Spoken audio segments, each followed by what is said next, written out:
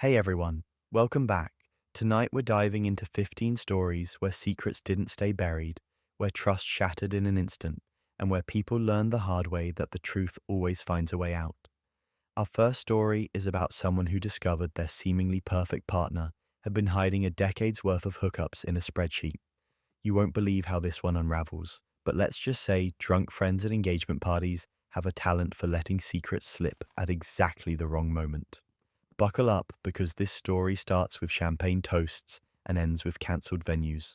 Before we get started, I just want to give a massive shout out to everyone who's been watching, commenting, liking, and sharing. You're the driving force behind this channel, and your support is what keeps me going. Truly, none of this would be possible without you. Alright, let's dive in. I was 28 years old, finally planning the wedding I'd dreamed about since I was a kid, and I genuinely thought I'd found the one.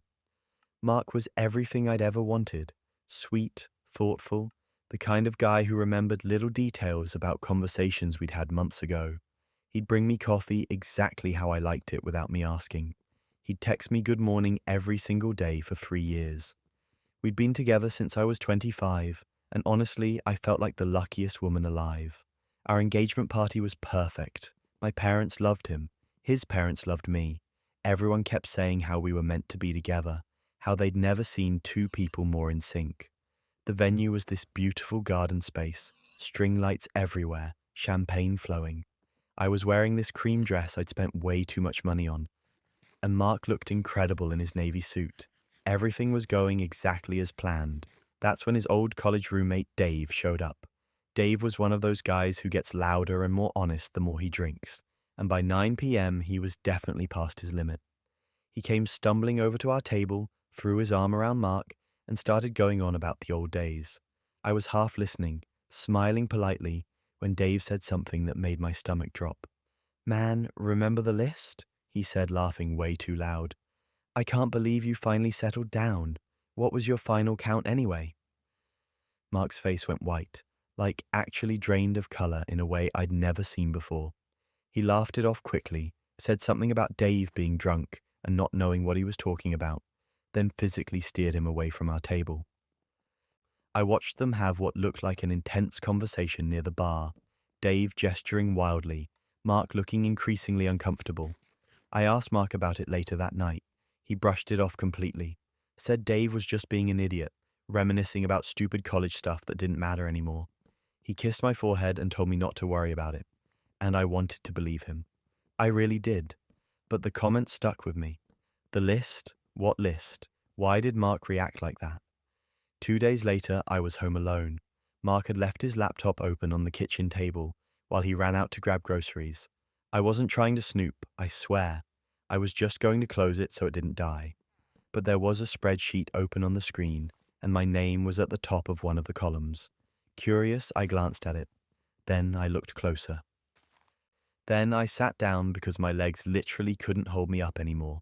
It was a spreadsheet, a detailed, meticulously organized spreadsheet with tabs for different years going back a full decade. Each entry had a name, a date, a location, a rating out of 10, and notes, explicit notes. Notes about what they did, what she looked like, how the experience compared to others. I scrolled through it in the complete shock. There were dozens of entries, maybe more than 100. I couldn't even process the number because my brain was short-circuiting. The entries went back to when Mark was 18, fresh out of high school, and they continued all the way through college, through his mid-20s, through the years I thought he was just focusing on his career and waiting for the right person. That's when everything unraveled. The most recent entries were from 3 months before he proposed to me. 3 months. We'd been dating for over 2 years at that point. I remembered that period clearly. He'd told me he had to travel for work, these random weekend trips for client meetings.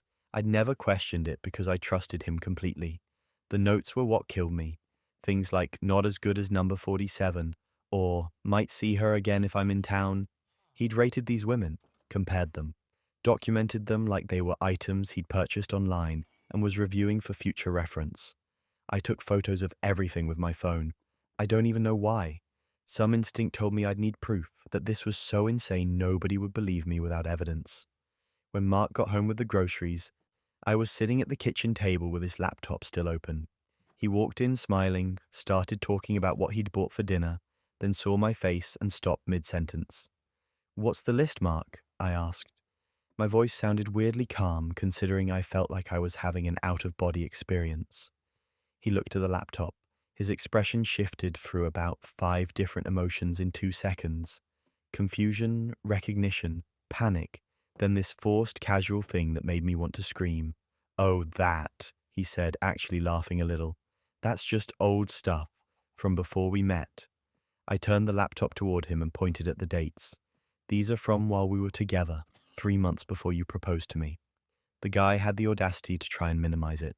He said it was locker room stuff that all guys do. That it didn't mean anything. That those encounters were meaningless, and I was the one he chose, the one he loved. He actually said the word chose, like I should be honored to be selected from his catalog of options. I asked him why he kept it, why he was still maintaining it, still adding to it. He didn't have an answer for that. He just kept saying it didn't mean anything, that I was overreacting, that if I really loved him, I'd understand this was just how guys are. Imagine being this confidently wrong. I told him I needed time to think. He looked relieved, like he thought that meant we were going to work through it. I went to stay with my best friend Emma for a few days. She was the only person I told the full truth to, and even she couldn't believe what I was showing her on my phone. The wedding was 6 weeks away. The venue was booked, the caterer was paid, my dress was altered and ready. We'd sent out invitations to 200 people. My parents had already paid for half of everything. I called my mum and told her we needed to postpone for logistical reasons. She freaked out, asked what was wrong, if Mark and I were fighting, if I was getting cold feet. I couldn't tell her the truth. Not yet. I just said we needed more time. Mark's family got involved next. His mother called me crying, begging me to reconsider, saying every couple has problems, but we could work through this. She didn't even know what this was. Mark had apparently told her some vague story about us having communication issues. Then came the breaking point. Mark showed up at Emma's apartment. He'd brought flowers, the expensive kind from the place I love downtown. He had this whole speech prepared about how he was sorry, how he'd delete the spreadsheet, how it was just a stupid thing he'd kept out of habit, and it meant nothing compared to what we had. I asked him why he rated me. Because I'd looked. In his spreadsheet, under a tab labeled Current, there was an entry for me. Our first date, our first time together. A rating. Notes. He couldn't answer that either. He just kept saying he loved me, that this didn't change anything between us, but it changed everything for me. I'd spent 3 years with someone I thought I knew completely, someone I thought was honest and genuine and real, and the whole time, he'd been maintaining this secret catalogue, documenting and comparing every intimate experience he'd ever had, like he was collecting baseball cards. If you've made it this far into the chaos, you're as addicted to Reddit drama as I am. Make sure to subscribe and tell me where you're watching from in the comments below, because trust me, we're just getting started with tonight's collection of relationship nightmares. So there I was, wedding dress hanging in my closet, invitations already sent, and a spreadsheet that made me question everything I thought I knew about the man I was about to marry. I spent a week trying to convince myself I could forgive him, that maybe this was just some weird guy thing I didn't understand, that the relationship we'd built was more important than a stupid spreadsheet. But every time I looked at him, all I could see was that list. All I could think about was how he'd rated me, compared me, documented our most intimate moments like he was taking notes for a research project. The trust was just gone, completely evaporated. I couldn't imagine marrying someone who'd kept that kind of secret, who'd maintained that level of deception while planning a future with me. 2 weeks before the wedding, I called it off officially. I called the venue, the caterer, the photographer. I sent out cancellation notices to everyone on our guest list. I told my parents the truth, showed them the screenshots I'd taken. My dad didn't say much, but my mum cried. Mark's family was furious. His mother called me selfish and dramatic, said I was throwing away a good man over nothing. His father sent me an email about how expensive weddings are and how I was costing everyone money by backing out so late. The audacity was genuinely impressive. Mark tried everything to change my mind. He sent long emails about how he'd changed, how he'd never do anything like that again, how I was the love of his life. He showed up at my apartment multiple times until I threatened to call the police. Eventually, he gave up. I heard through mutual friends that he'd moved to a different city for a job opportunity. Part of me wondered if he'd start a new spreadsheet there. I sold my wedding dress online, got about half of what I'd paid for it, but I couldn't stand looking at it anymore. Emma took me on a trip to the coast to clear my head. My family stopped bringing up Mark entirely, which was honestly a relief. It took me a long time to trust anyone again. Every time I started dating someone new, I'd wonder what they were hiding, what secrets they were keeping on their laptop or their phone. But I've never regretted calling off that wedding. Not for a single second. Because I realized something important during all of this. Trust isn't just about believing someone when they tell you they love you. It's about knowing that the person they present to you is actually who they are, not some carefully curated version designed to hide what they don't want you to see. Mark wasn't the person I thought he was, and marrying him would have meant spending my life with a stranger who just happened to know my coffee order. But hidden spreadsheets aren't the only way technology can destroy a relationship overnight. Sometimes it's video evidence that changes everything. I thought I knew Emma, like really knew her. We'd been together for 3 years, engaged for 6 months, and I genuinely believed we had something special, something that was just ours. Turns out I was living in a highlight reel she'd been running on repeat for years. It started so innocently. Emma asked me to help her transfer photos from her old phone to her new one because she's absolutely terrible with technology. I'm talking can't figure out how to update an app without calling me level of bad. So I said sure, no problem, handed her my laptop and told her I'd handle it while she made dinner. Standard couple stuff, nothing weird about it. I connected her phone and started the transfer. Everything was going fine until I noticed the storage was way higher than it should have been for just photos. Like we're talking gigabytes of difference. So I opened the File Explorer to see what was taking up so much space, thinking maybe she had a bunch of duplicate files or something. That's when I saw it. A folder buried in her camera roll, labeled with a random string of numbers and letters, the kind of folder name you only use when you're trying to hide something. I sat there staring at it for a solid minute. My gut told me to leave it alone. My brain told me it was probably nothing. But my hand apparently decided to ignore both of them because I clicked it open. Inside were videos, dozens of them. And within about 3 seconds of opening the first one, I realized exactly what I was looking at. Intimate videos, videos of Emma with other guys, videos I absolutely was not supposed to see. I should have closed it right there. I know that. But something made me keep looking, and that's when the sick feeling really started to settle in. Because these weren't ancient history from some college boyfriend years ago. The timestamps on some of these files were from 8 months before we started dating. Some were from 6 months before. One was from literally 2 months before our first date. But that wasn't even the worst part. I recognized things in those videos. Specific things. In one video, Emma was wearing this black lace set that I thought I'd bought her for our first Valentine's Day together. She'd made this huge deal about how she'd never worn anything like that before, how I made her feel confident enough to try it. Except there she was, wearing that exact same set with someone else, months before we even met. In another video, she used this phrase during an intimate moment, something she told me was special, something that was just ours, except apparently it wasn't just ours, it was just her script. I felt like I was going to be sick. I closed the folder, disconnected her phone, and just sat there trying to process what I'd just seen. My hands were shaking.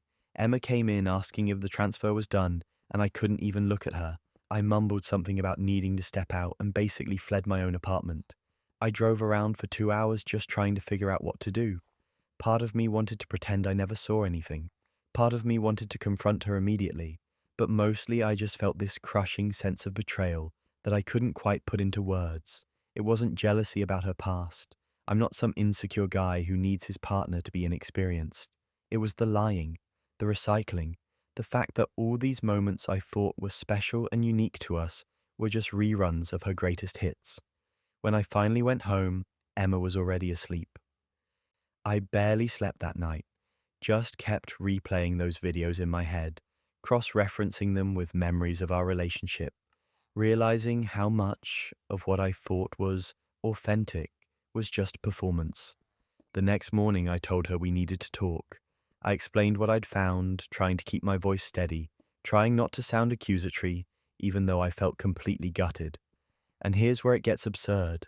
Instead of apologizing, instead of trying to explain, Emma immediately went on the offensive, started yelling at me for snooping, for violating her privacy, for going through her phone without permission. I tried to explain that I wasn't snooping, that I was literally doing exactly what she asked me to do, but she wasn't hearing it. She kept saying I had no right to look at her private files, that what she did before we were together was none of my business. And technically, sure, I guess she had a point about her past being her past, but that's not what this was about. I asked her about the lingerie, about the phrases, about all the things she'd told me were special and new and just for us. She got defensive, said I was being ridiculous, said it didn't mean anything. Then she hit me with the line that really sealed it. She said those videos were her memories and she wasn't going to delete them just because I was insecure. Her memories, like they were vacation photos or something. I asked her point blank if she understood why this hurt me. Why finding out that intimate moments I thought we shared were actually just recycled material from previous relationships made me feel like nothing between us was real. She rolled her eyes, actually rolled her eyes at me, said I was being dramatic and that everyone recycles stuff in relationships, said if I really loved her, this wouldn't matter. The thing that really got me, though, was when I brought up specific examples. The Valentine's Day lingerie. She tried to claim it was a different set, that I was remembering wrong. But I'd bought that set.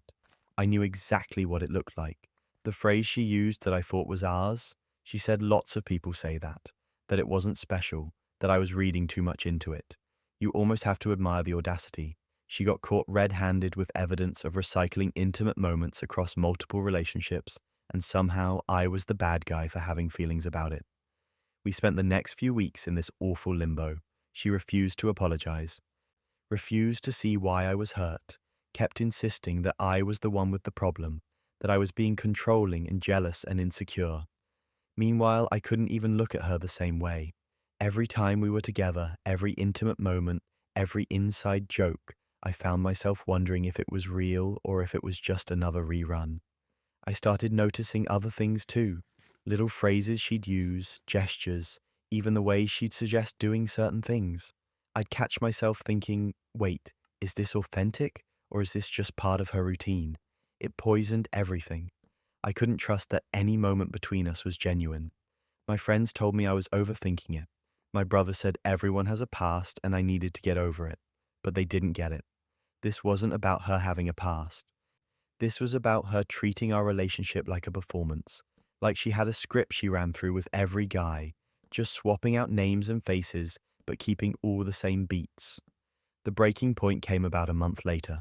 We were having dinner and she suggested we take a weekend trip to this specific bed and breakfast she'd always wanted to try, said it would be romantic, that we could reconnect. I looked it up later that night, found a photo on her Instagram from 2 years ago, at that exact same bed and breakfast with her ex.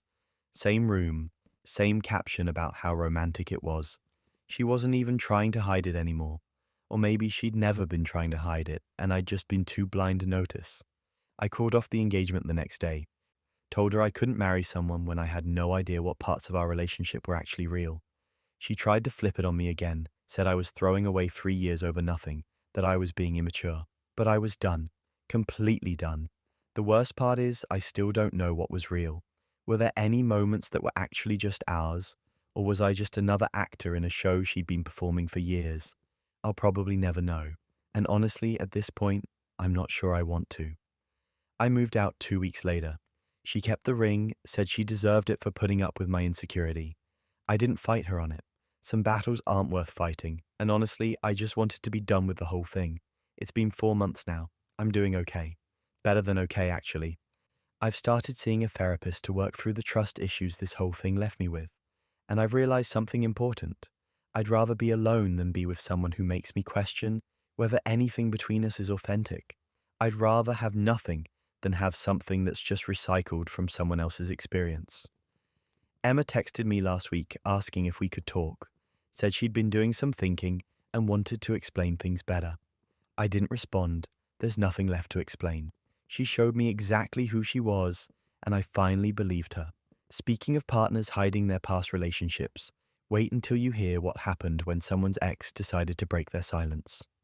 I've worked in corporate IT for about 6 years now, and I thought I'd seen every kind of office drama. Office politics, passive-aggressive emails, people taking credit for other people's work, the usual stuff. But I never thought someone would literally frame me for theft just to get my job. That's exactly what my coworker Derek tried to do. And honestly, if I hadn't been the one who set up our security system, I'd probably be unemployed right now. Or worse. So here's the context. I work for a mid-sized tech company, and part of my job involves managing inventory for all our IT equipment. We're talking laptops, monitors, servers, networking gear, the kind of stuff that's expensive enough that losing it is a big deal. I'd been in this position for 3 years, had a solid track record, good performance reviews, the whole thing. Derek worked in the same department but in a lower tier role. We weren't exactly friends, but we weren't enemies either. Or at least I thought we weren't. It started about 4 months ago when some equipment started going missing. At first it was small stuff, a couple of wireless mice here, some keyboards there. Nothing that set off any major alarms because, honestly, in a company our size, small items disappear all the time. People take things home and forget to return them. Stuff gets misplaced during office moves, whatever. But then bigger items started vanishing. A high-end laptop, 2 brand new monitors, a wireless presentation system that cost about $1,500. That's when HR and upper management got involved, because now we were talking about thousands of dollars in missing inventory. They launched an investigation, and I was actually the one helping coordinate it since, inventory management was literally my job. I was going through records, checking sign-out sheets, reviewing access logs, trying to figure out where this stuff went. And then, about 2 weeks into the investigation, I got called into an emergency meeting with HR and my manager. The vibe was immediately wrong. My manager wouldn't make eye contact. The HR representative had this cold, professional expression that made my stomach drop. They told me they'd received an anonymous tip that I'd been acting suspicious around the inventory room, that I'd been seen taking equipment after hours, that maybe I should be looked at more closely as part of the investigation. I was blindsided. I told them that was insane, that I had no reason to steal anything, that my entire job was protecting this equipment. They said they had to follow up on all leads, and that they'd need to search my workspace. I said fine, search whatever you want, because I knew there was nothing to find. Except there was. They opened my desk drawer, the big filing drawer on the bottom left, and there it was, one of the missing laptops still in its box, wedged in the back behind some old manuals and papers. I felt like the floor dropped out from under me. I started saying I had no idea how that got there, that someone must have planted it, but even as the words came out of my mouth, I could see them not believing me. Because of course that's what a guilty person would say, right? They suspended me on the spot pending a full investigation, told me to go home, that they'd be in touch, that I shouldn't contact anyone from the office. I drove home in a complete daze. I couldn't process what was happening. Someone had set me up, and I had no idea who or why. I spent that entire evening going over everything in my mind, trying to figure out who would do this, and then it hit me. Derek. About 2 months earlier, Derek had asked me about my position, how I got it, what the pay grade was, whether I thought there'd be opportunities for advancement. At the time, I thought he was just making conversation, maybe thinking about his own career path. But now I was remembering how he'd seemed really interested in the specifics of my role, how he'd asked about when my manager might retire, whether the company usually promoted from within. I'd thought it was just curiosity. Now it felt like reconnaissance. The thing is, I was probably going to be fired. The evidence against me looked pretty damning. Anonymous tip, stolen equipment in my desk, my access to everything. It was a perfect setup. But here's the thing Derek didn't know. About 8 months ago, after we had a break-in at one of our satellite offices, I personally installed a new security camera system throughout our main building. Motion-activated cameras with night vision, recording to a cloud server. I'd positioned them to cover all the main areas, including the hallways and common spaces, and I was the only one with admin access to the footage. I spent the next 2 days going through every frame of video from the past month. I watched myself coming and going. I watched other employees. I watched cleaning crews. And then, on a Tuesday night about 3 weeks ago, at 11:47 p.m., I watched Derek walk into the office. He was wearing gloves. He was carrying a bag. and over the next 12 minutes, I watched him go to the inventory room, remove a laptop, walk to my desk, open my drawer, and plant it in the back. He was careful. He didn't turn on many lights. He clearly thought he was being smart, but he didn't know about the cameras, or maybe he'd forgotten that I was the one who installed them. I saved that footage, backed it up in 3 different places, and then I did something that probably wasn't protocol, but felt absolutely necessary. I reviewed more footage. I wanted to see everything, and what I found made the whole thing even more disgusting. Derek had been stealing the equipment himself over the past 2 months. I had footage of him taking items after hours, loading them into his car. He'd been running his own little theft operation, and when the investigation started getting serious, he decided to pin it all on me. The anonymous tip, the planted evidence, it was all him. He was planning to get me fired, then apply for my job while the position was open. The audacity is genuinely breathtaking when you think about it.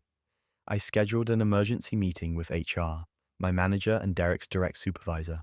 I told them I had new evidence related to the case and that it was urgent. They seemed skeptical but agreed. Derek somehow heard about the meeting and actually requested to be present. He said he wanted to provide any assistance he could to clear this matter up. The confidence on this guy. He actually thought he was going to watch me go down. We all met in a conference room on a Friday morning. Derek sat there looking concerned and professional, like he was really invested in getting to the bottom of this mystery. The HR rep asked me what new evidence I had. I pulled out my laptop, connected it to the screen, and said I wanted to show them something. Derek's expression was still calm, helpful, concerned. Then I hit play. The first clip showed Derek entering the building after hours. His face went from concerned to confused. The second clip showed him in the inventory room. Confused turned to pale. The third clip showed him at my desk, planting the laptop in my drawer. Pale turned to grey. I let the whole thing play without saying a word. 12 minutes of crystal clear footage of Derek committing the exact crime he'd tried to frame me for. When it ended, the room was completely silent. Derek tried to speak. He started saying something about how it wasn't what it looked like, how he could explain, but my manager cut him off and told him not to say another word. The HR rep was already on her phone. I assume calling legal or security or both. Derek's supervisor just stared at him like he'd never seen him before, and I just sat there, watching someone's entire scheme collapse in real time. Then came the breaking point, because I wasn't done. I pulled up another folder and started playing more clips.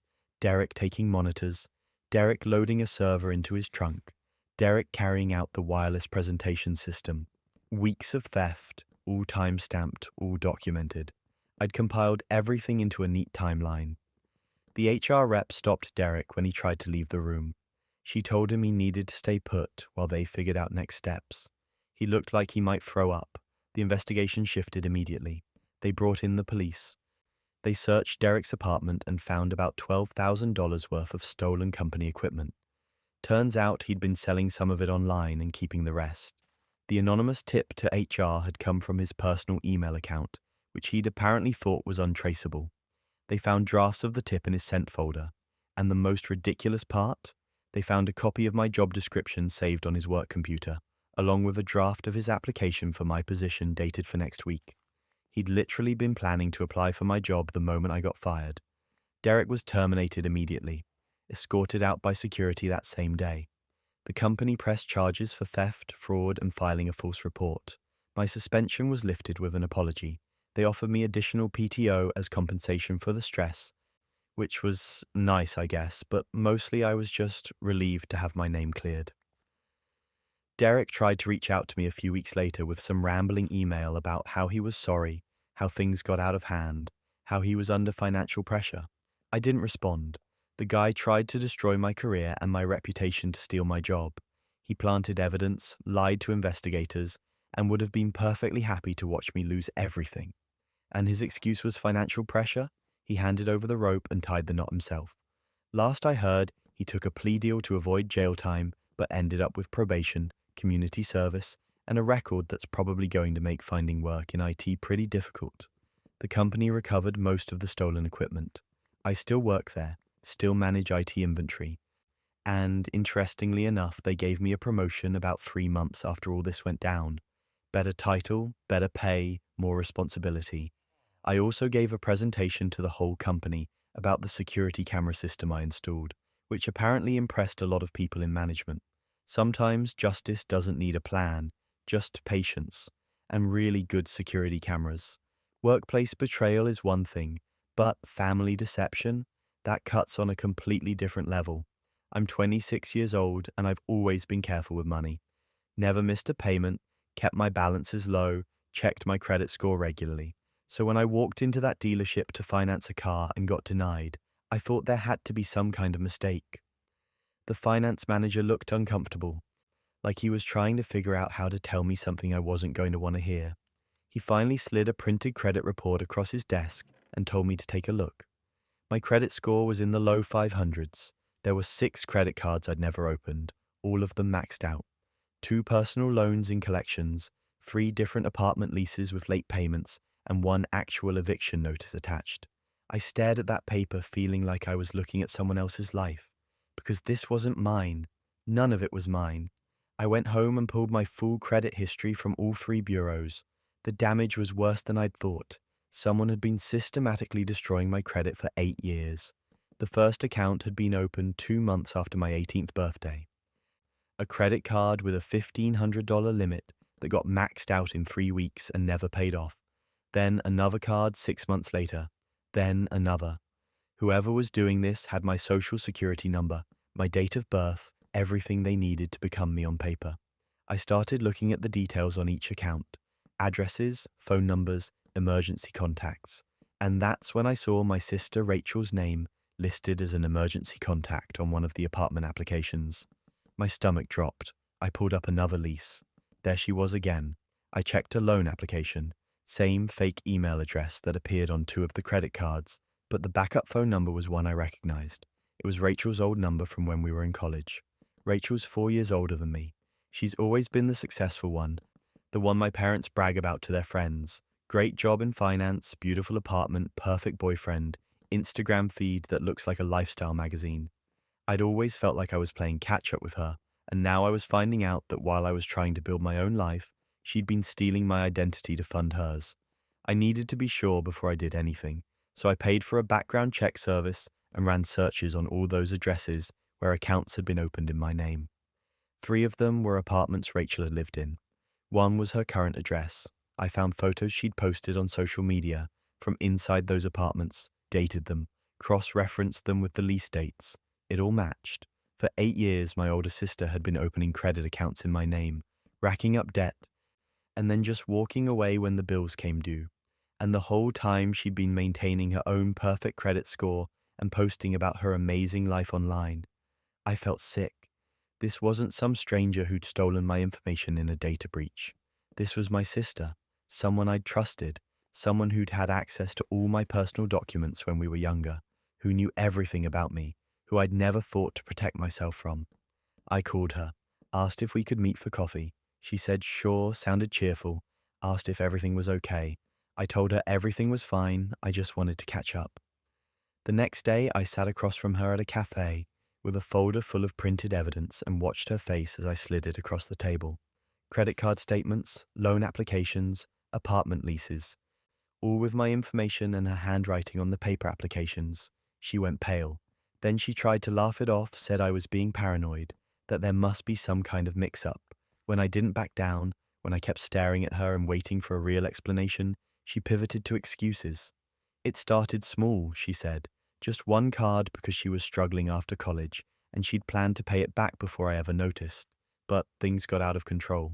She made some bad financial decisions, and suddenly she was in too deep and didn't know how to fix it without ruining her own credit. I asked her if she understood what she'd done to my life. She started crying, said she was sorry, that she never meant for it to go this far, that she'd been planning to figure out a way to make it right. I asked her when exactly she'd been planning to do that, before or after the eviction, before or after the 6th credit card. She didn't have an answer. Then she asked me not to tell anyone, said we could fix this together, quietly, as sisters. She'd start paying everything off, we'd get my credit cleaned up, and no one else ever had to know. She said if I went public with this, it would destroy her life, her job, her relationship, everything. She actually looked at me with tears running down her face and asked me to protect her from the consequences of what she'd done to me. I told her I was going to the police. She stopped crying immediately.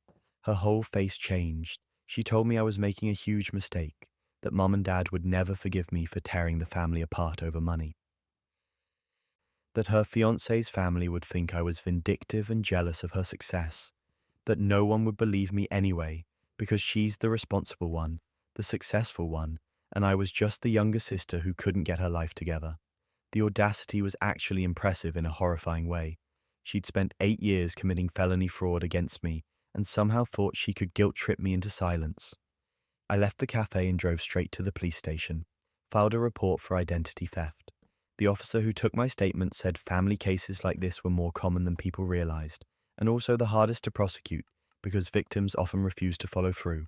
I told him I was following through. He walked me through everything I'd need to do. File an identity theft report with the FTC. Place fraud alerts on my credit. Dispute every single fraudulent account. Freeze my credit so nothing new could be opened. And cooperate fully with the criminal investigation. I did all of it. And then I waited for everything to fall apart. But that wasn't even the worst part. Rachel called my parents before I could, spun some story about me having a mental breakdown and making wild accusations because I was jealous of her engagement and her career. My parents believed her.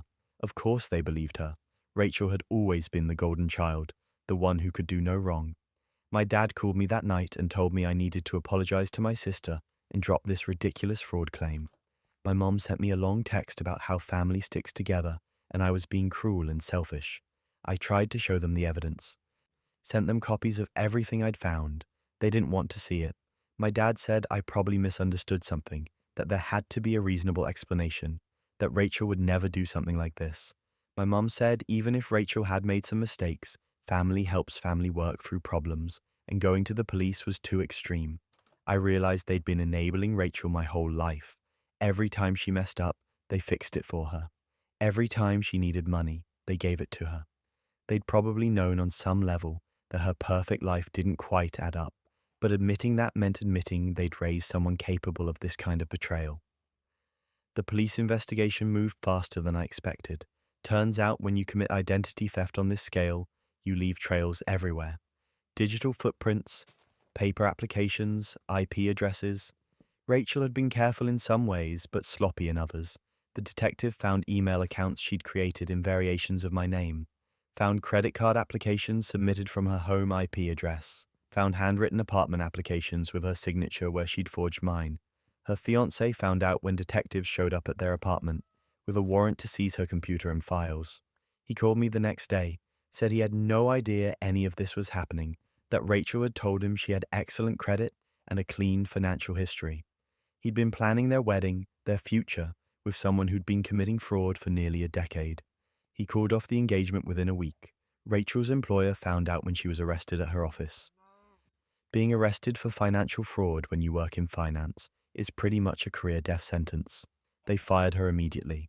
Her perfect LinkedIn profile disappeared. Her Instagram went dark. Things went from bad to unhinged. Rachel's lawyer tried to negotiate some kind of deal, but the prosecutor wasn't interested in going easy. This wasn't a one-time mistake or a moment of desperation.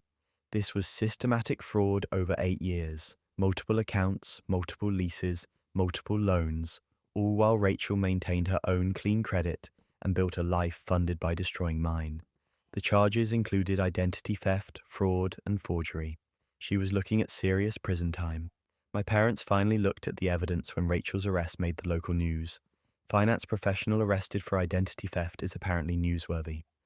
My mum called me crying, saying she didn't understand how this could have happened.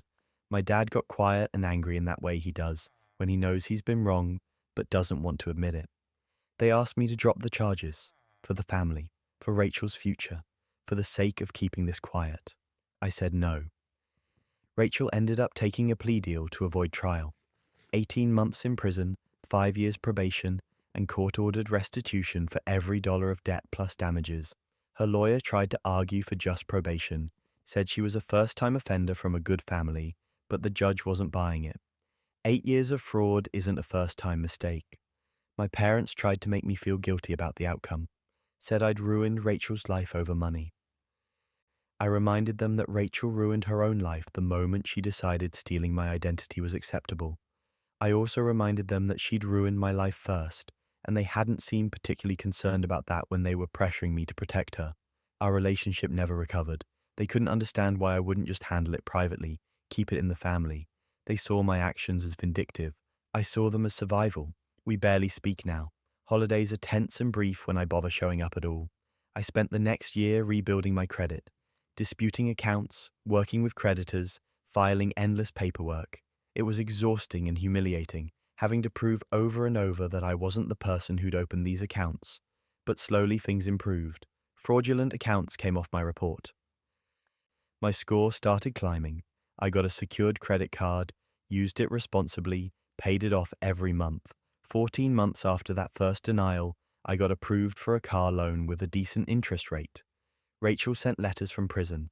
Long apologies about how sorry she was, how she'd been in a dark place, how she hoped I could forgive her someday. I read the first one and then stopped opening them. I didn't owe her forgiveness. I didn't owe her anything. She got out after 13 months. My parents threw her a welcome home dinner and invited me like nothing had happened. I didn't go.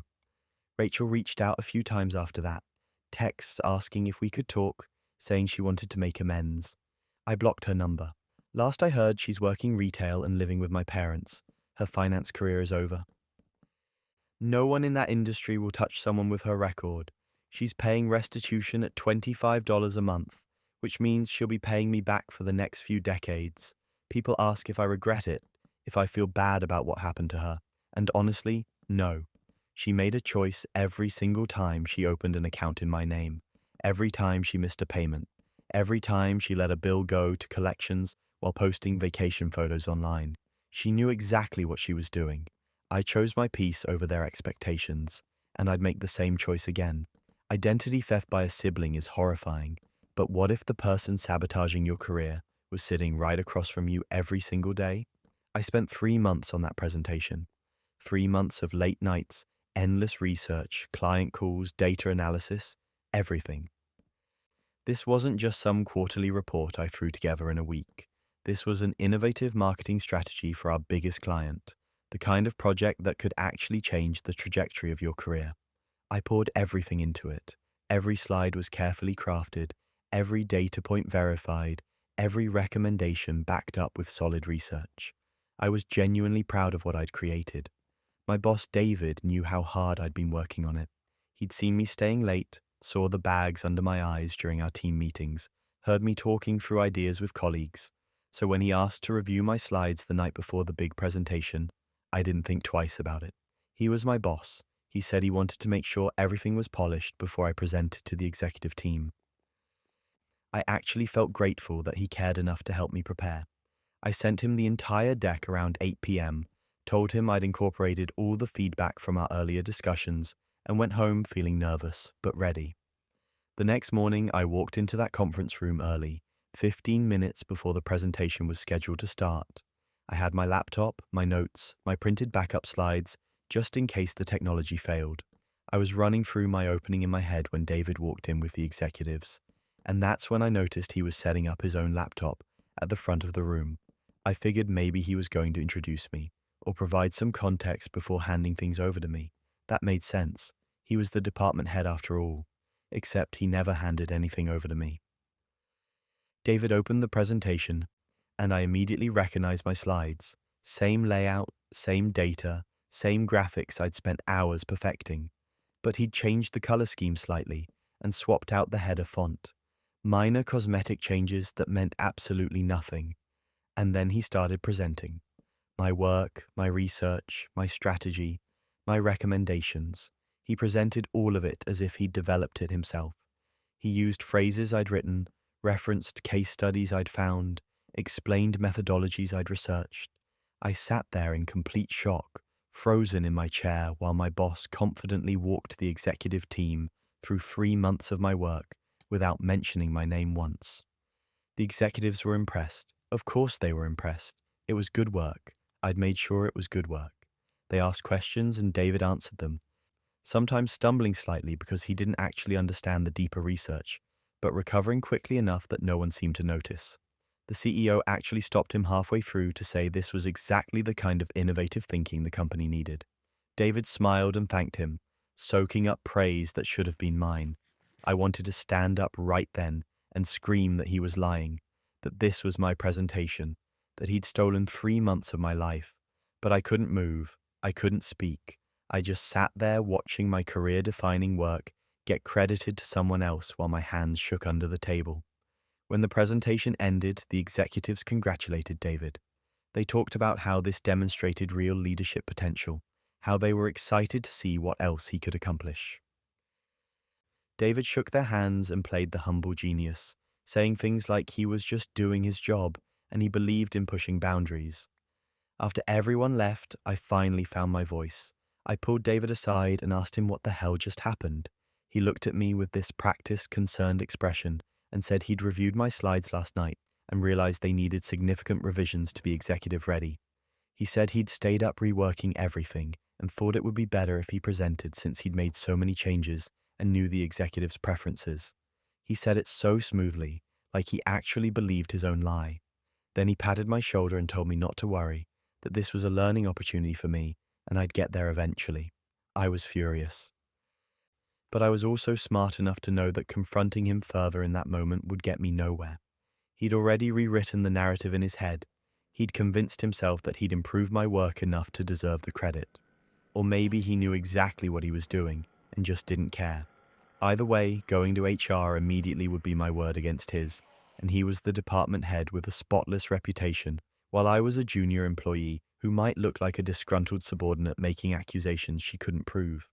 So I decided to wait. I went back to my desk, smiled when colleagues asked how the presentation went, and told them David did a great job. I didn't tell anyone what had happened. Not yet. I saved every single email I'd sent David about the project.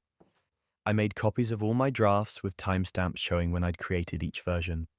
I reached out to colleagues who'd seen me working on the presentation and asked if they'd be willing to provide statements about witnessing my work if needed. Most of them were confused by the request but agreed.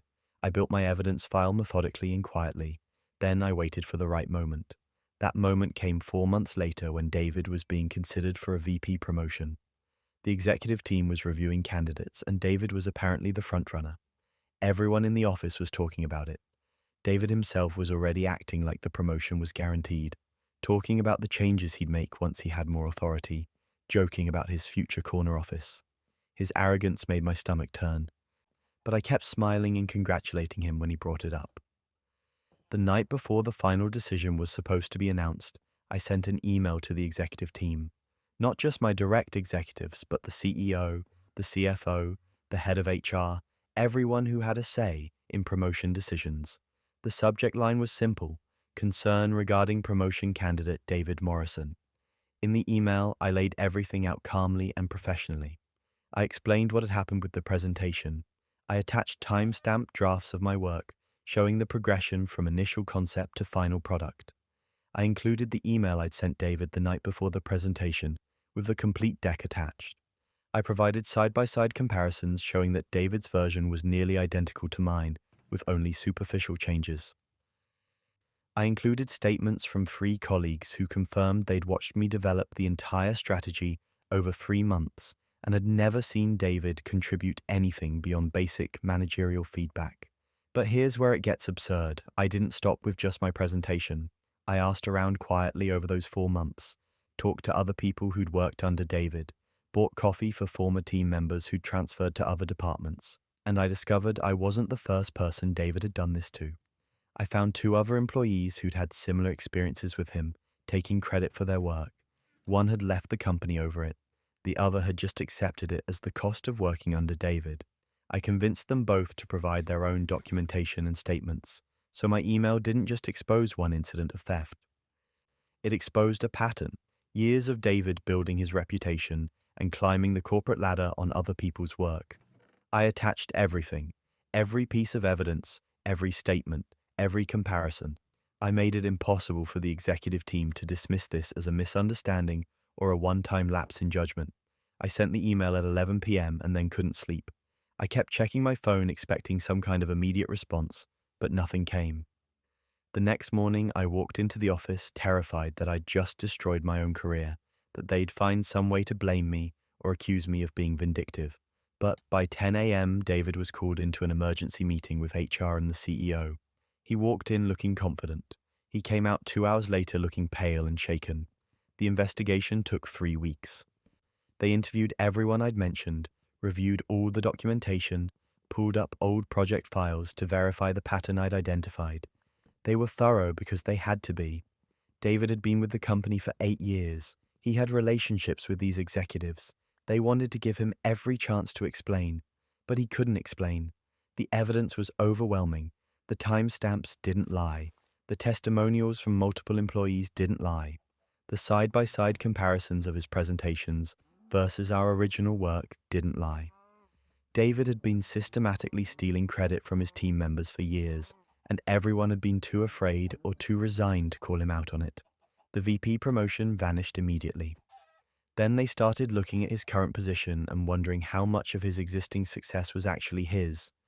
They demoted him from department head down to senior team member, stripped him of all managerial responsibilities. He'd gone from being on track for VP to being supervised by someone who used to be his peer. The humiliation was complete. David tried to salvage things for another month, walking around the office like a ghost, while everyone whispered and avoided eye contact with him. But eventually he resigned, just sent a brief email to HR and never came back. Didn't even clean out his desk. Someone from facilities had to box up his stuff and mail it to him. And me? 2 months after David left, I was promoted to department head, the position he'd lost. The executives told me they were impressed not just by my work, which they'd finally seen properly attributed, but by how I'd handled the situation. I'd been strategic, professional, and I'd protected other employees by exposing a toxic pattern instead of just seeking personal revenge. They said that kind of leadership and integrity was exactly what they needed. I'd be lying if I said it didn't feel incredible. Walking into that corner office that David had already been measuring for curtains, having my name on the door, leading the team that used to be his. But the best part wasn't the promotion or the raise or the recognition.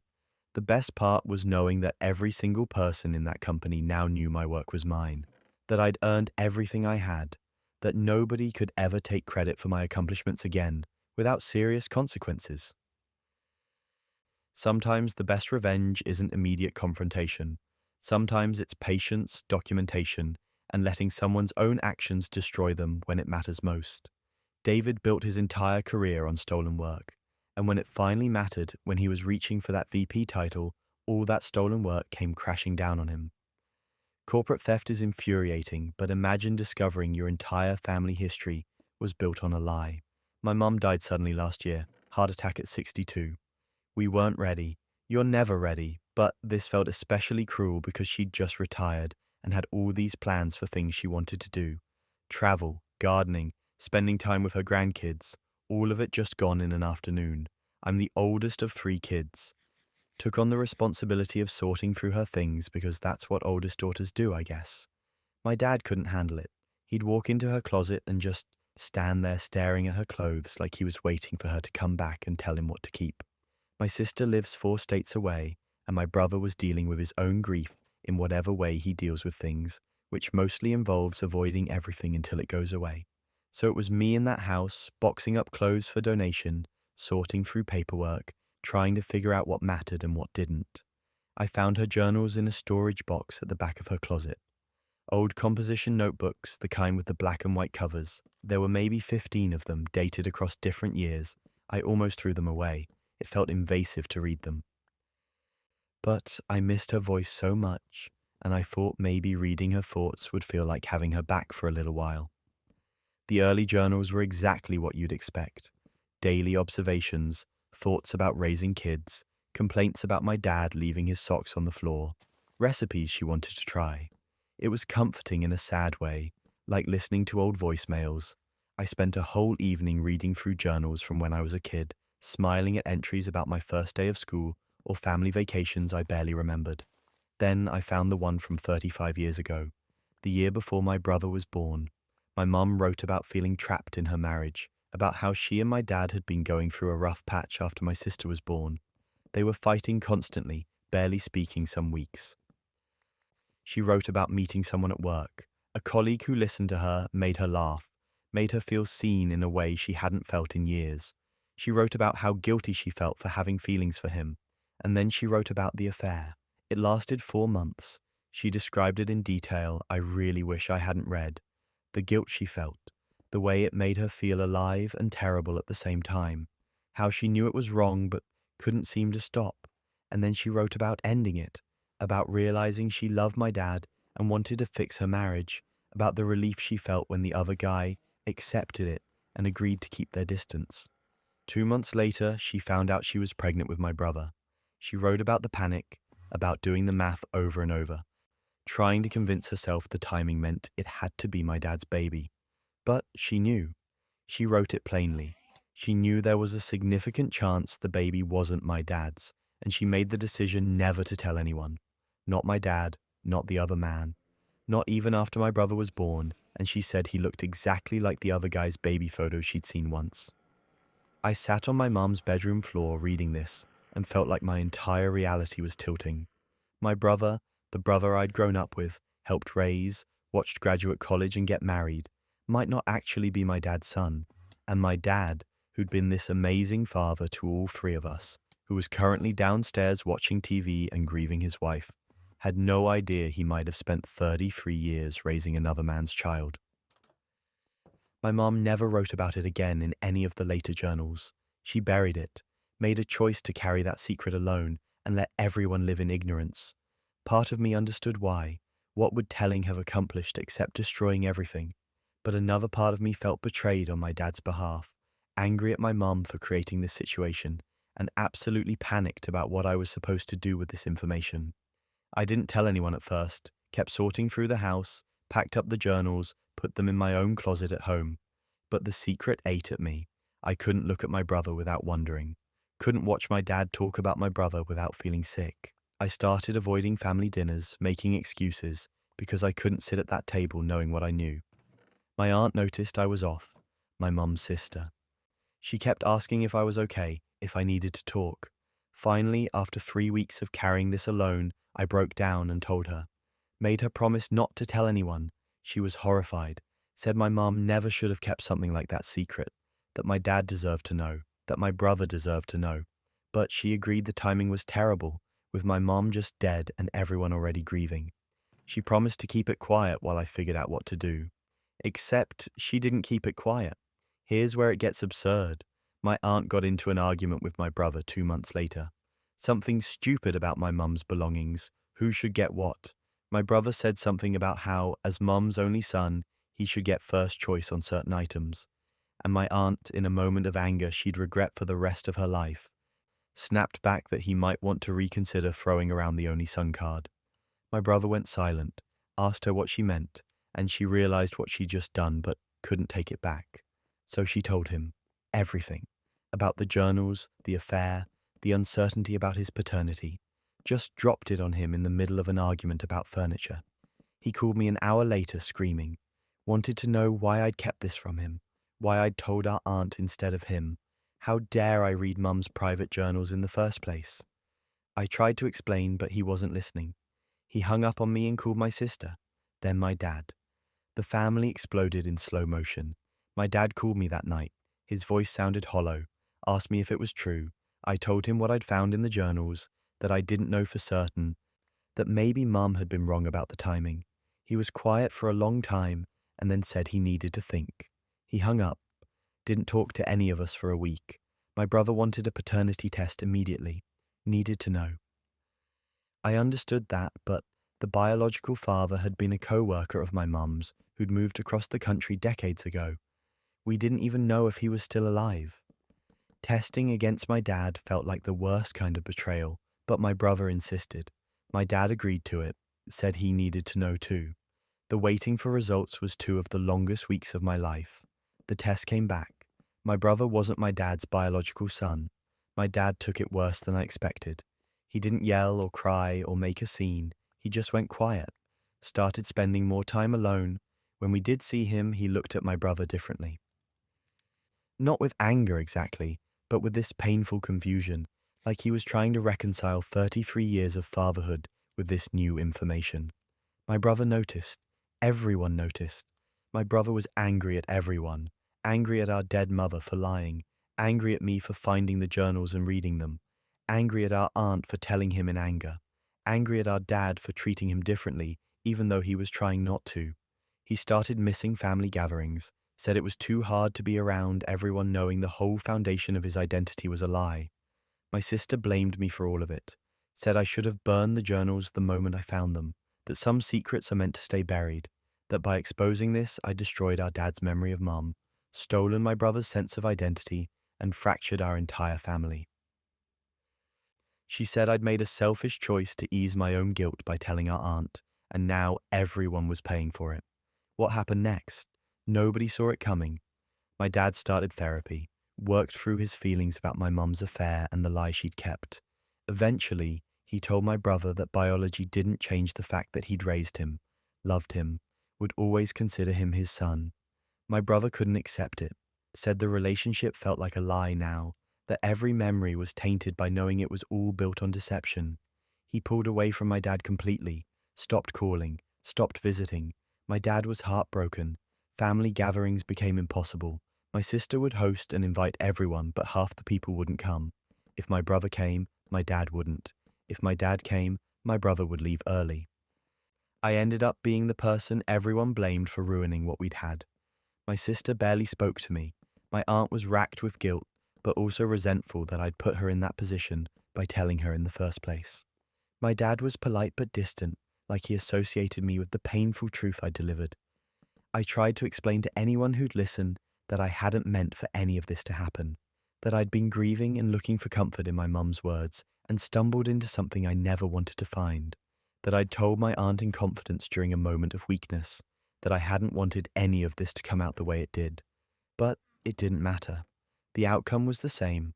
Our family was shattered and I was the one who'd cracked it open. The worst part is I still don't know if I made the right choices. Should I have burned the journals without reading them? Probably. Should I have kept the secret entirely to myself? Maybe. Should I have told my dad privately instead of confiding in my aunt? Definitely. But I also think about my brother living his whole life not knowing the truth about his parentage. Is ignorance really better? Would the secret have stayed buried forever, or would it have come out some other way? Some worse way? I don't have answers. I just have the wreckage. It's been a year since the secret came out. My brother eventually reached out to the biological father. Turns out he's alive, remarried, has other kids. They've met a few times. My brother says it's weird, but also answers questions he didn't know he had. He still won't reconcile with my dad. Says he needs more time. My dad says he'll wait as long as it takes. But I can see it's killing him. My sister and I are slowly rebuilding our relationship. She's softened a bit, admitted that maybe there were no good options once I found those journals. But she still thinks I should have handled it differently. She's probably right. I think about my mom a lot. Wonder if she had regrets about keeping the secret.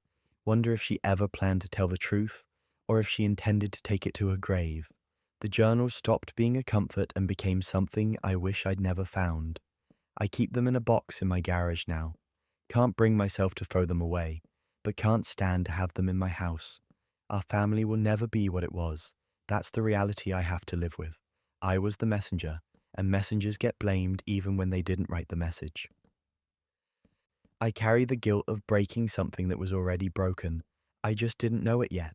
One family secret can shatter everything, but sometimes the person spreading lies about you is closer than you think. I moved into what I thought was going to be my dream neighborhood last February. Quiet suburban street, nice houses, families with kids playing outside, the kind of place where people actually wave when you drive by. I was 32, just bought my first house, felt like I was finally getting my life together. The first week was great. Neighbors stopped by to introduce themselves, brought cookies, asked about where I worked and what brought me to the area. Normal, friendly, wholesome stuff. Then everything changed practically overnight. It started with parents suddenly calling their kids inside when I was in my front yard. I noticed it but figured maybe it was dinner time or homework or something. Then people stopped waving. Then they started crossing the street when they saw me coming. Within 2 weeks of moving in, my entire neighborhood was treating me like I had some kind of contagious disease. I had no idea what was happening. One morning, I went out to my car and found it keyed. Both sides, deep scratches from the front bumper to the back. Someone had also spray painted something on my driveway, but tried to wash it off before I saw it. I could still make out the words, though. The faint outline said Predator. I stood there staring at my driveway, feeling sick and completely confused. Predator? What the hell were people talking about? I asked my next door neighbor, Linda, if she knew anything about what was going on. She looked uncomfortable, wouldn't make eye contact, and told me she didn't think we should be talking. I asked her why. She said I should know why and went back inside her house. I tried talking to the guy across the street. He told me to stay away from his property and threatened to call the cops if I came near his family again. I hadn't been near his family. I'd barely spoken to anyone. That's when I started hearing the rumor. Someone told someone who told someone else that I was a registered sex offender, that I'd moved into the neighborhood to be close to children, that parents needed to watch their kids around me. The rumor was spreading like wildfire, and I had absolutely no idea where it started or why anyone would say something like that about me. I'm not on any registry. I've never been arrested for anything beyond a speeding ticket. I've worked with kids through volunteer programs. I coached Little League back in my old town. The accusation was completely insane and completely false. But once that kind of rumor starts, it doesn't matter what the truth is. People believe it because it's scary and salacious, and they'd rather be safe than sorry. I did some digging, asked a few people who were still willing to talk to me in passing, and eventually traced the rumor back to my neighbor Gerald. He lived 3 houses down, older guy, retired, spent most of his time working in his garage or sitting on his porch. I'd met him briefly when I first moved in. He'd seemed friendly enough, asked me a bunch of questions about my job and my background, which I'd thought was just normal neighborly small talk. I confronted him one evening, knocked on his door and asked if we could talk. He came out onto his porch with this slight smirk on his face that immediately told me everything I needed to know. I asked him directly if he'd been telling people I was a sex offender. He said he didn't know what I was talking about. I told him I'd traced the rumor directly back to him. He shrugged and said people talk, rumors spread, and if I was innocent, then I had nothing to worry about. The way he said it, so casual and dismissive, like destroying my reputation was just some minor inconvenience he'd caused. I asked him why. What had I possibly done to make him want to ruin my life? He didn't answer, just told me to have a nice evening and went back inside his house. I stood there on his porch feeling helpless and furious. He'd spread a vicious lie about me for no reason I could understand. And there was nothing I could do to prove him wrong because you can't prove a negative. I couldn't prove I wasn't on a registry that anyone could check online. The absence of evidence meant nothing to people who'd already decided I was guilty. I went home and ordered security cameras. If Gerald wanted to play games, I was going to make sure I had documentation of everything happening on my property. I installed cameras covering my driveway, front door, side yard, and backyard. I also installed one facing the street with a view of Gerald's house, just in case he tried anything else. For a few weeks, nothing happened. I kept to myself, went to work, came home, avoided my neighbors who were avoiding me. But I started noticing something weird on my security footage. Gerald had a lot of visitors, and they came at strange hours. 2 in the morning, 4 in the morning. People would pull up to his house, go inside for 5 or 10 minutes and leave. Sometimes the same person would come back multiple times in 1 week. At first I thought maybe he was just a night owl with friends who kept weird hours, but the pattern was too consistent, and the interactions were too brief. People didn't come inside and hang out. They came, went into the garage, came back out quickly, and left. It looked exactly like what it probably was. Drug deals. I wasn't trying to spy on Gerald. I'd installed the cameras to protect myself, but once I noticed the pattern, I couldn't ignore it. I started saving footage, documented every late-night visitor with timestamps and license plate numbers when I could capture them. Over the course of 6 weeks, I had dozens of instances of people coming and going from Gerald's house at odd hours with the same brief interaction pattern. Then came the breaking point. I saw someone I recognized, a woman who lived 2 streets over, someone I'd seen at the neighborhood coffee mornings before everyone started shunning me. She pulled up to Gerald's house at 3 in the morning, went inside, came out 8 minutes later with a small bag, and drove away. A few nights later, she came back. Same pattern. That's when I realized this wasn't just some small-time thing. Gerald was selling to people in the neighborhood, people who had kids, people who were calling me a predator while buying pills from the guy 3 doors down. I contacted the police non-emergency line and asked to speak to someone about suspected drug activity. They sent an officer to my house the next day. I showed him the footage, all of it, explained the pattern, the timing, the repeat visitors. He took notes and said he'd pass it along to the right department. 2 weeks later, I woke up to sirens. Police were raiding Gerald's house. I watched from my window as they brought out boxes and boxes of evidence. Prescription pill bottles, distribution records, cash. Turns out Gerald had been running a prescription drug resale operation for years. He was getting pills through various illegal channels and selling them to people in the neighborhood and surrounding areas.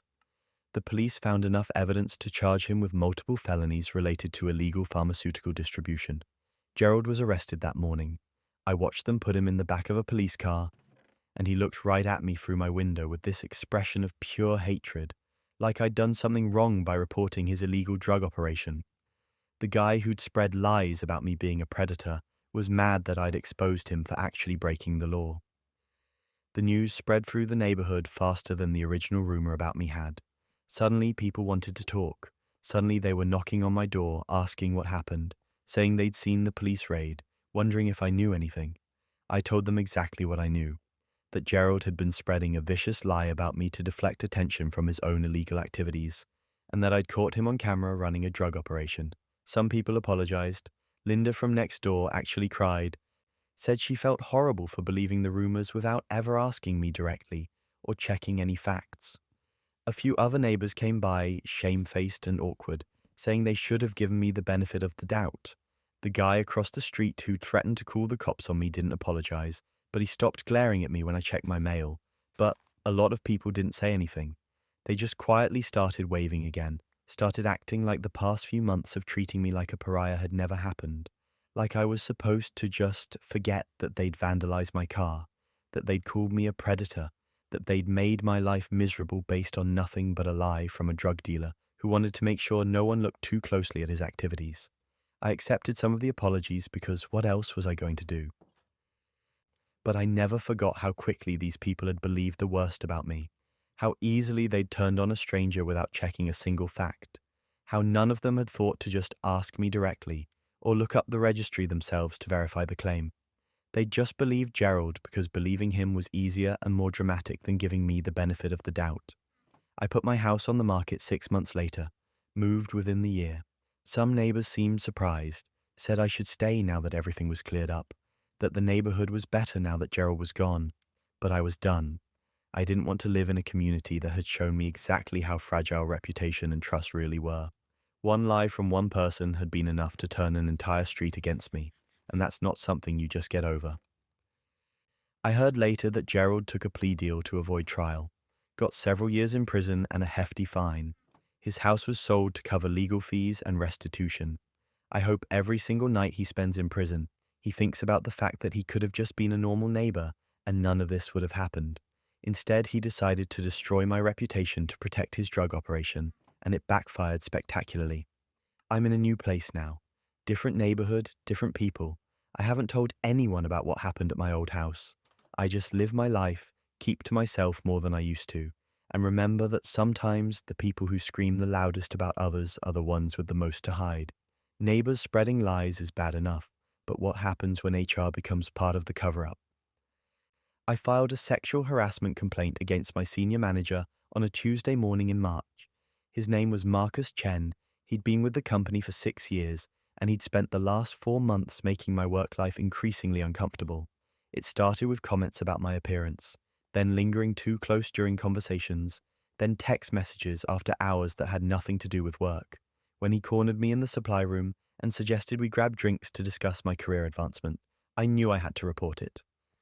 HR scheduled a meeting for that Friday. I walked in thinking they'd take my complaint seriously, document everything, maybe put Marcus on leave while they investigated. Instead, I sat across from the HR director, Linda Watkins, and watched her spend 45 minutes explaining why I'd probably misunderstood Marcus's intentions. He was just being friendly, she said. He was known for being supportive of his team members. Maybe his communication style came across wrong, but he certainly didn't mean anything inappropriate. She said this with a straight face while looking at the written statement I'd provided detailing months of escalating behavior. Then she leaned forward and told me that pursuing this complaint could really harm my career, that Marcus was well respected in the company, that making accusations against someone at his level would make people question my judgment, that it might be better for everyone if I just moved to a different team and we forgot this whole thing happened.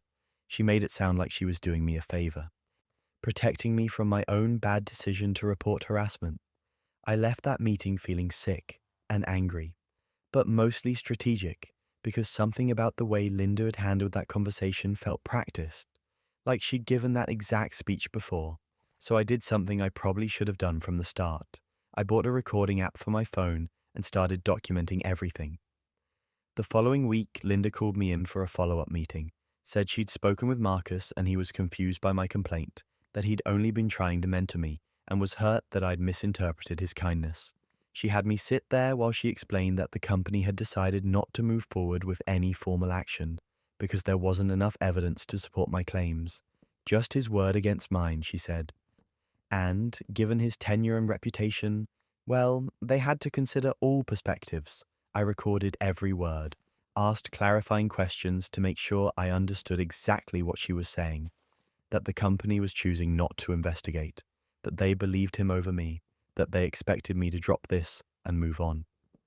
Linda confirmed all of it, sounding almost annoyed that I needed her to spell it out so clearly. After that meeting, I started digging, asked around carefully, talked to other women in the company, bought coffee for people who'd left recently, and I found out I wasn't the first person to complain about Marcus. 3 other women had filed complaints over the past 5 years. All of them had been pressured to drop it. 2 of them had quit. 1 had transferred to a different department and left 6 months later anyway. But here's where it gets absurd.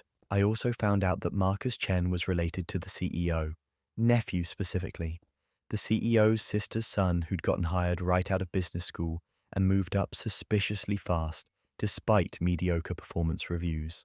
The kind of family connection that makes HR very motivated to make problems disappear quietly. I contacted an employment lawyer, brought her everything I had, the recordings, the written complaint, the names of other women who'd reported him. She listened to those recordings of Linda telling me to drop my complaint, and her eyes went cold. She said what HR had done wasn't just unethical, it was illegal. Retaliation, suppression of complaints, creating a hostile work environment. She said we had grounds for a serious case. We filed with the EEOC. My lawyer also sent a letter to the company putting them on notice that we'd be pursuing legal action and that they needed to preserve all relevant documents, HR records, email communications, previous complaints, everything. The company tried to stall, said they needed time to review, offered me a small settlement if I'd sign an NDA and go away quietly. My lawyer told them we weren't interested. Then she subpoenaed their HR records, and that's when everything started to fall apart for them.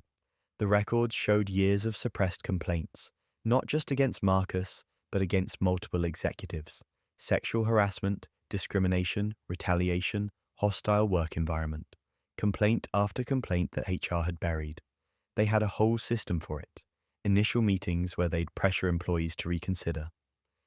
Offers to transfer the complainant while the accused stayed in their position.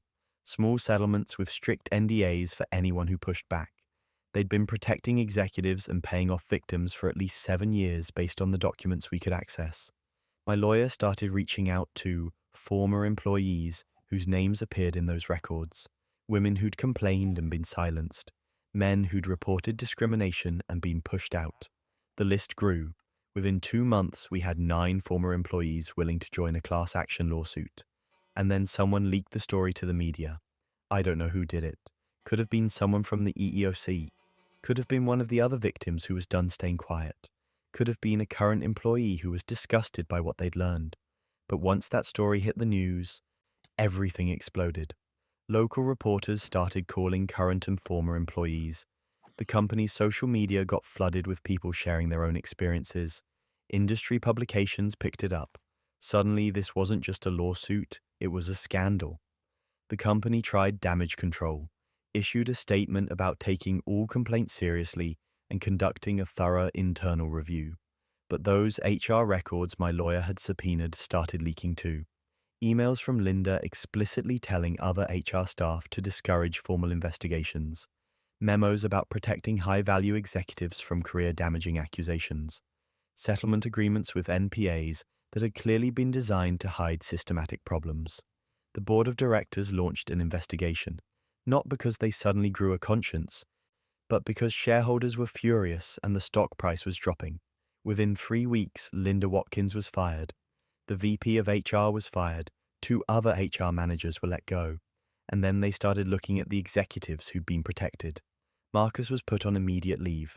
So were 4 other senior managers who'd had multiple complaints buried over the years.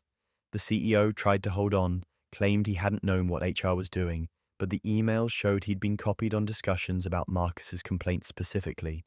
He'd known his nephew was a problem and had approved efforts to make those problems go away quietly. The board forced him to resign 2 months after the story broke. My lawyer negotiated my settlement in the middle of all this chaos. 6 figures, no NDA, and a reference letter that didn't mention any of the harassment or legal action. The company also had to implement new HR policies, third-party complaint handling, and mandatory training. Whether they'd actually follow through long-term was questionable, but at least it was in writing. The other employees in the class action got their settlements too. Not all of them wanted to go public with their stories, and I respected that. Everyone processes these things differently, but 3 of us did start speaking publicly about what happened, gave interviews about how HR departments can become complicit in harassment when they prioritize protecting the company over protecting employees. I ended up leaving the company anyway. Even with Marcus gone and new HR leadership, I couldn't stay somewhere that had fought so hard to silence me. But I left on my own terms, with money in my bank account and my story told. And I started doing advocacy work with organizations that help workplace harassment victims navigate the reporting process and understand their legal rights. The thing is, what happened to me wasn't unique. HR departments across industries have been burying complaints for years, protecting valuable employees at the expense of vulnerable ones, banking on people being too scared or too tired to fight back. They count on victims not knowing their rights, not being able to afford lawyers, not wanting to deal with the stress of legal action. And they especially count on people staying silent. That's why the NDAs are so important to them. If they can pay someone off and shut them up, the pattern stays hidden. The next victim doesn't know there were others before her. The executive keeps his job and his reputation. The company avoids bad press. Everyone wins except the people who actually got harmed.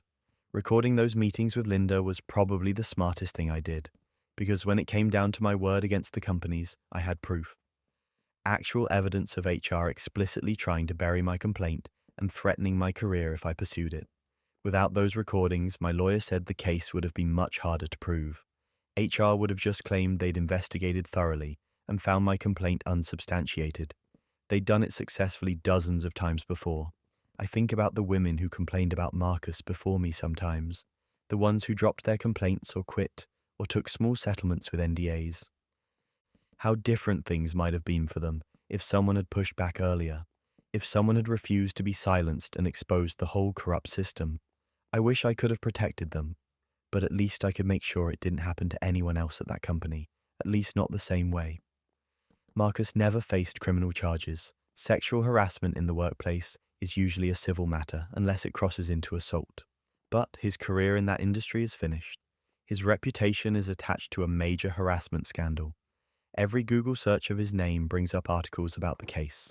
He can't get those sealed or removed because I didn't sign an NDA. That follows him forever now. People ask if it was worth it. The stress, the legal fight, the public attention, burning bridges with that company and probably others in the industry.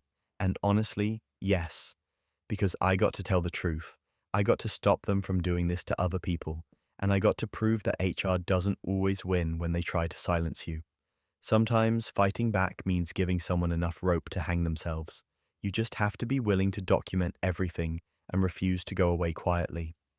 Corporate corruption runs deep, but sometimes the betrayal happens right before a critical moment. I spent 2 years building this startup with my business partner Liam. 2 years of late nights, maxed out credit cards, living off ramen and coffee, sacrificing relationships and sleep and sanity, because we believed in what we were creating.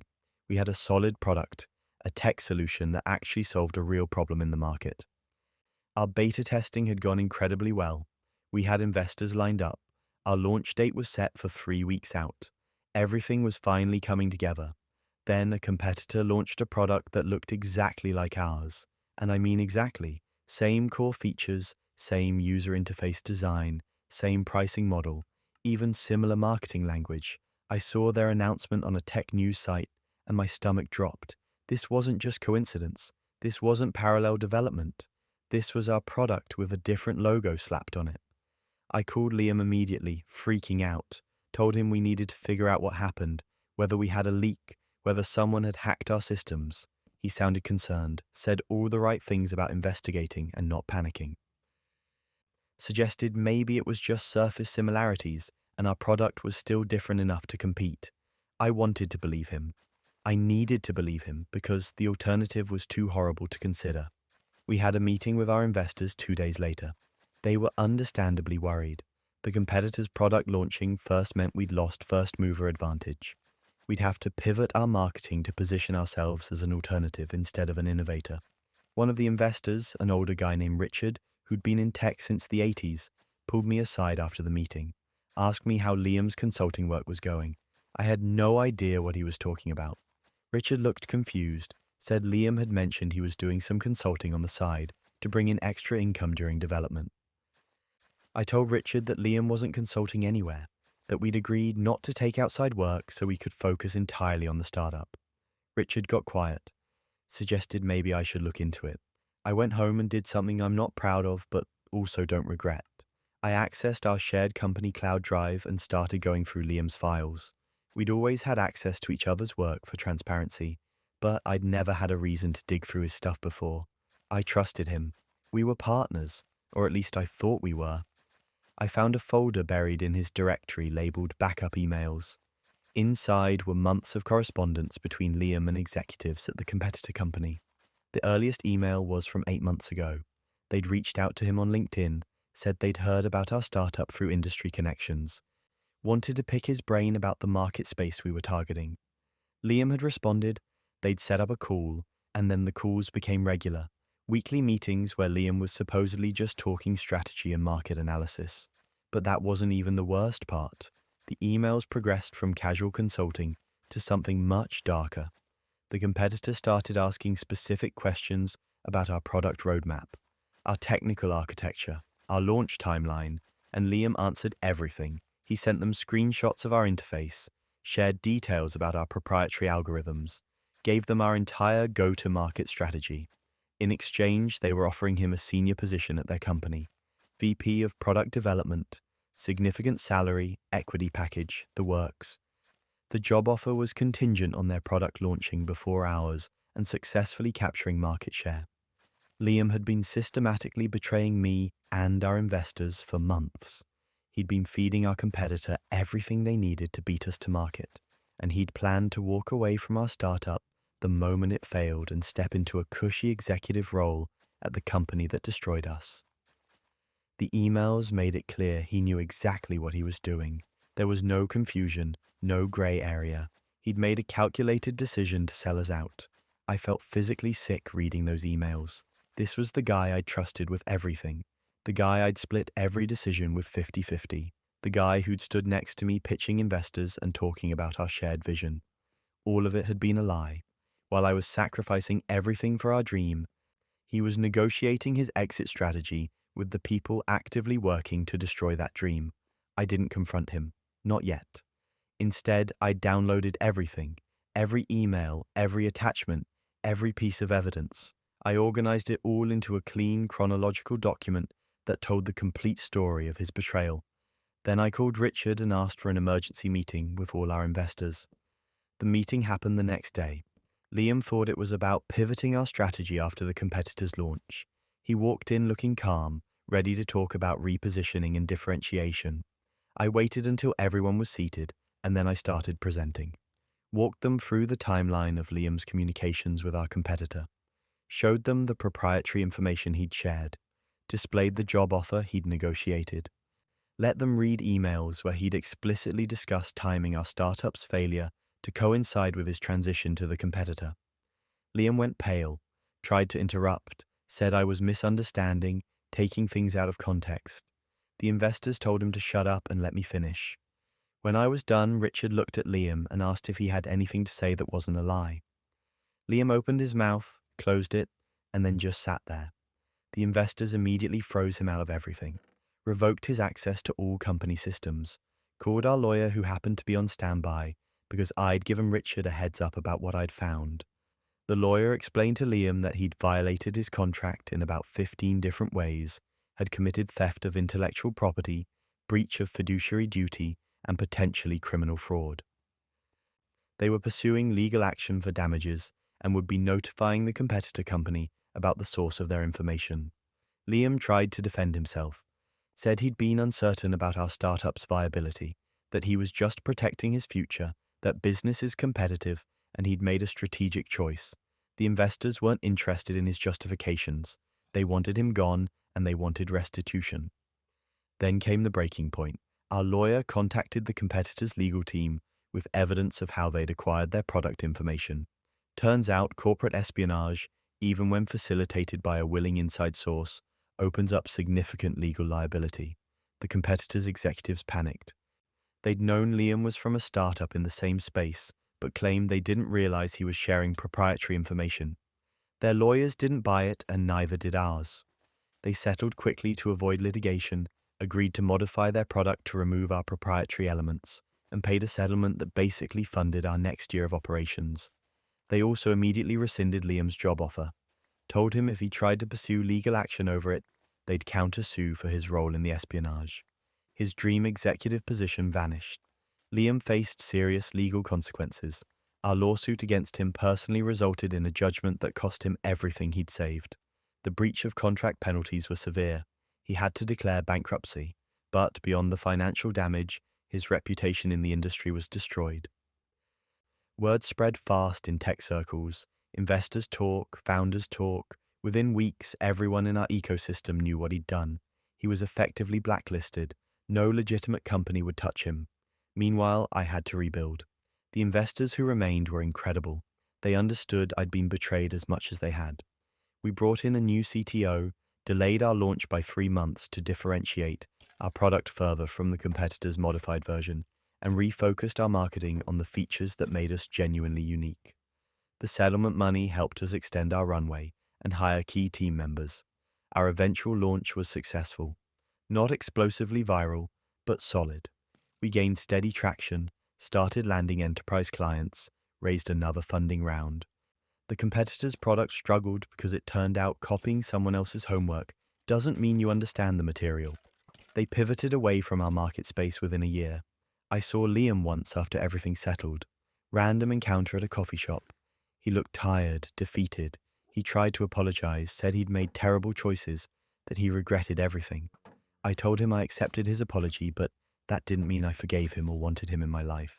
He'd made calculated decisions for months, looked me in the eye every single day, while actively sabotaging everything we'd built together. That's not a mistake. That's a character deficiency. People ask me sometimes if I should have seen it coming. If there were signs I missed. Honestly, I don't know. Maybe. Or maybe some people are just really good at pretending to be someone they're not, until the moment it benefits them to show their true nature. Liam had been my friend before he was my business partner. I trusted him completely. That trust made me vulnerable, but I don't regret having trusted him. I regret that he was the kind of person who'd exploit that trust for personal gain. The startup is doing well now. We're profitable, growing steadily, building the company I'd originally envisioned. I have a team I trust, investors who've proven their loyalty, and a product I'm proud of. Liam has none of those things. He destroyed his own future trying to take a shortcut to success, and the industry made sure he paid for it. Business betrayal stings, but nothing compares to discovering your partner was juggling multiple relationships. I got the Facebook message on a Tuesday afternoon while I was at work. It was from a woman named Angela who I'd never met. The preview said, "We need to talk about Tom," and I almost deleted it thinking it was spam or some kind of scam. But something made me open it. Maybe curiosity. Maybe some instinct I didn't know I had. Angela's message was careful and direct. She said she knew this was going to sound crazy, but she was Tom's girlfriend, and she'd recently discovered some things that made her think he might be seeing someone else. She'd found my name in his phone and tracked me down on social media. She wanted to know if I was involved with him. She promised she wasn't angry at me, just trying to understand what was happening. I stared at that message for a solid 5 minutes. Tom's girlfriend? Tom was my boyfriend. We'd been together for a year and a half. He didn't have a girlfriend named Angela. He had an ex from a few years ago that he barely talked about, but her name was Sarah or Sandra or something. Angela had to be confused or lying or talking about a different Tom. I messaged back saying I thought there was some misunderstanding. I told her Tom and I had been dating for over a year, that we were exclusive, that he definitely never mentioned someone named Angela. I figured that would clear things up and she'd realize she had the wrong person. Her response came 10 minutes later with attachments, photos of her and Tom together, recent photos from the past few months. There was one from what looked like a birthday dinner 2 weeks ago, another from a hiking trip last month. She was wearing a necklace in one photo that Tom had told me he bought for his sister. I recognized his apartment in the background of several pictures, the same apartment I'd been to dozens of times. My hands started shaking. I clicked through the photos and felt my stomach drop. These weren't old pictures. These weren't some ex clinging to the past. This was current. This was ongoing. This was Tom with another woman doing the exact same things he did with me. Angela sent another message. She said she knew this was a lot to process. She included screenshots of text conversations between her and Tom. Messages from yesterday, from last week, from this morning. He'd texted her, "Good morning, beautiful," at 7 a.m. He'd texted me the same thing at 7:15. I checked my own phone to confirm. Same words, 15 minutes apart. I felt sick. Angela kept sending evidence. She said Tom told her he traveled for work every other week, which is why he was gone so much. She lived 3 hours away in another city. He'd go stay with her when he told me he was on business trips. When he was supposedly in meetings or visiting clients, he was with her, having dinners, watching movies, sleeping in her bed. And when he told her he was traveling for work, he was here with me. The level of coordination this required was insane. He'd been managing 2 completely separate relationships in 2 different cities for over a year. 2 separate lives with 2 separate women who both thought they were his only girlfriend. He'd met Angela's parents. She'd shown me photos from that too. He'd told my parents about our future plans. He was apparently doing the same thing with her family. Angela and I messaged back and forth for hours that night, comparing timelines, sharing stories. Every business trip he'd told me about lined up with time he'd spent with her. Every family emergency or work commitment that made him unavailable to her matched up with time he'd been with me. He'd created this elaborate system of lies that must have required spreadsheets or calendars to keep straight. The thing that killed me was how specific it all was. He hadn't just been casually dating 2 people. He'd built 2 entire relationship narratives. He'd told Angela he was ready to propose soon. He'd told me he wanted to start looking at houses together. He'd made real plans with both of us, plans that couldn't coexist, and somehow thought he could just keep this going indefinitely. Neither of us had suspected anything. He was attentive when he was around, never seemed distracted or guilty, never slipped up with names or details. He'd answer our calls and texts promptly when he was with the other person. He'd apparently perfected the art of compartmentalization to a sociopathic degree. Angela asked if I wanted to confront him together. Part of me wanted to just ghost him and never speak to him again. But another part of me needed to see his face when he realized he'd been caught. Needed to watch him try to explain this. So I agreed. We coordinated carefully. Tom had told me he was coming back from a work trip on Friday evening. He'd told Angela he'd be traveling for work Friday and Saturday. We planned to both show up at his apartment Friday night. Angela would arrive first since he wasn't expecting me. Then I'd show up 5 minutes later. Friday came and I felt nauseous all day. Left work early, drove to Tom's apartment and parked down the street where he wouldn't see my car. Angela texted me when she arrived, said he seemed surprised but happy to see her, claimed his work trip got cancelled last minute. I waited exactly 5 minutes and then walked up to his door. I could hear them talking inside when I knocked. The conversation stopped. Footsteps, the door opened and Tom stood there smiling, probably expecting a delivery or a neighbor. His face when he saw me was something I'll never forget. Confusion, then recognition, then absolute horror as his brain caught up to what was happening. I walked past him into the apartment. Angela was standing in the living room. She looked at him and said, "So this is Nina." Tom just stood frozen in the doorway, mouth opening and closing like he was trying to form words, but his brain had short-circuited. And here's where it gets absurd. He tried to lie his way out of it, actually attempted to convince us both that this was some kind of misunderstanding. Told Angela I was a co-worker who'd stopped by unexpectedly.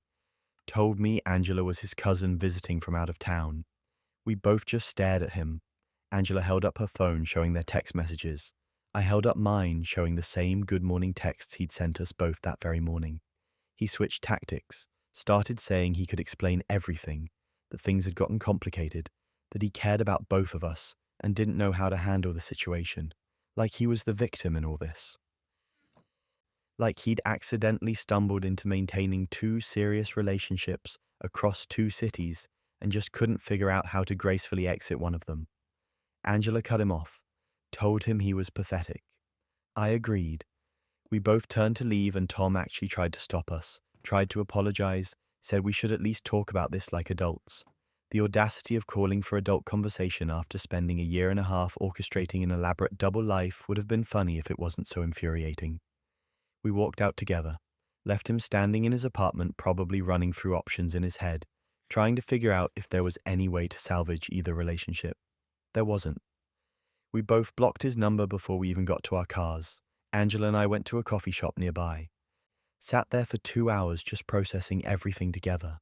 There was something surreal about bonding with someone over shared betrayal. We weren't friends and probably wouldn't stay in touch, but in that moment we were the only 2 people who understood exactly what the other was feeling. She told me Tom had started calling her from different numbers, leaving voicemails begging to explain. I was getting the same treatment. We compared his excuse attempts and they were almost identical. He was sorry. He'd made a mistake. He loved us. Things had spiraled out of control. He never meant to hurt anyone. All the standard cheater lines delivered with apparent sincerity, like he actually believed he was the reasonable one trying to fix a problem he hadn't created. Angela and I made a pact not to respond to any of his attempts at contact. No explanations deserved, no closure granted. He'd spent over a year lying to both of us with impressive precision. He didn't get to demand anything from us now. Over the next few weeks, Tom escalated his attempts, called from work numbers, sent emails, showed up at my apartment once, which resulted in me threatening to call the police if he didn't leave. He sent flowers to Angela's workplace with a card begging for another chance. She donated them to a hospital and blocked that florist's number so he couldn't track delivery confirmation. Eventually he stopped, accepted that neither of us was coming back. Last I heard through mutual friends, he'd moved to a different city entirely. Fresh start where nobody knew about his double life disaster. I hope he learned something, but honestly, I doubt it. People who are capable of that level of sustained deception don't usually just wake up one day and become honest. Angela messaged me a few months later. She'd started dating someone new and wanted to let me know she was doing okay. I was genuinely happy for her. I wasn't dating anyone yet, wasn't ready to trust that easily again, but I was working on it. We wished each other well, and that was the last we spoke. Looking back, I'm grateful Angela reached out when she did. Another month, another year, and I might have been engaged to someone living a double life. Might have married him, had kids with him. The lies would have gotten deeper and more complicated, and the eventual discovery would have been so much worse. She saved us both from wasting more time on someone who saw relationships as something you could just duplicate and manage like separate email accounts.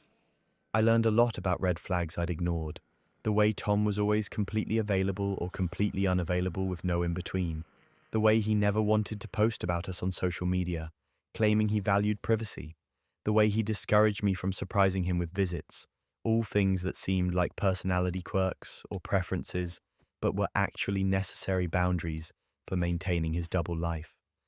I'm more careful now, more skeptical. Maybe that's sad or cynical, but it's also realistic. Some people are incredibly good at lying, and sometimes the only way you find out is when someone else who's being lied to reaches out and compares notes. Double lives are terrifying, but what if your partner had a backup plan ready to execute the moment things got rocky? I'd been dating Sophie for about a year and a half when I started noticing she was being weird with her phone. Not like crazy paranoid weird, just little things. She'd angle it away from me when texting, take calls in another room even when we were just hanging out watching TV, keep it face down on the table during dinner. I didn't think too much of it at first because everyone's entitled to privacy, right? But it was the shift in behavior that got my attention. She hadn't been like this before. One night we were making dinner together and I mentioned it casually, not accusing her of anything, just kind of laughing about how she'd been extra protective of her phone lately. I expected her to laugh it off or give me some reasonable explanation about work emails or a surprise she was planning. Instead, she completely exploded. She accused me of being controlling and insecure, said I was acting like one of those toxic boyfriends who monitors their girlfriend's every move, told me she had every right to privacy, and if I couldn't handle that, maybe I wasn't mature enough for a real relationship. It was this whole speech about boundaries and trust that felt completely disproportionate to what I'd actually said. I was so caught off guard that I just apologized and dropped it. But the overreaction stuck with me. I'd mentioned something minor and she'd responded like I'd accused her of murder. That's not normal. That's not how secure people react to casual observations. That's how guilty people react when they're afraid of being caught. I tried to ignore it. Told myself I was being paranoid, that maybe she had a point about me being insecure. But over the next few weeks, I kept noticing things. She'd smile at her phone and then quickly lock it when I looked over. She started staying late at work more often. She was less engaged when we spent time together, like part of her attention was always somewhere else. Then one Saturday afternoon, everything came into focus. Sophie was taking a shower and left her laptop open on the kitchen table. I wasn't trying to snoop. I was walking past to grab water when an email notification popped up on her screen. The preview showed the sender's name, her ex-boyfriend Marcus, and the subject line that said, "Our timeline." Our timeline. Those two words made my stomach drop. I stood there staring at that notification, trying to convince myself it was something innocent. Maybe they were friends and coordinating some kind of group event. Maybe it was about returning old belongings. Maybe there was a completely reasonable explanation that had nothing to do with what my gut was screaming at me. I shouldn't have clicked it, I know that. But I did. The email thread went back months, and it wasn't about returning belongings or coordinating anything innocent.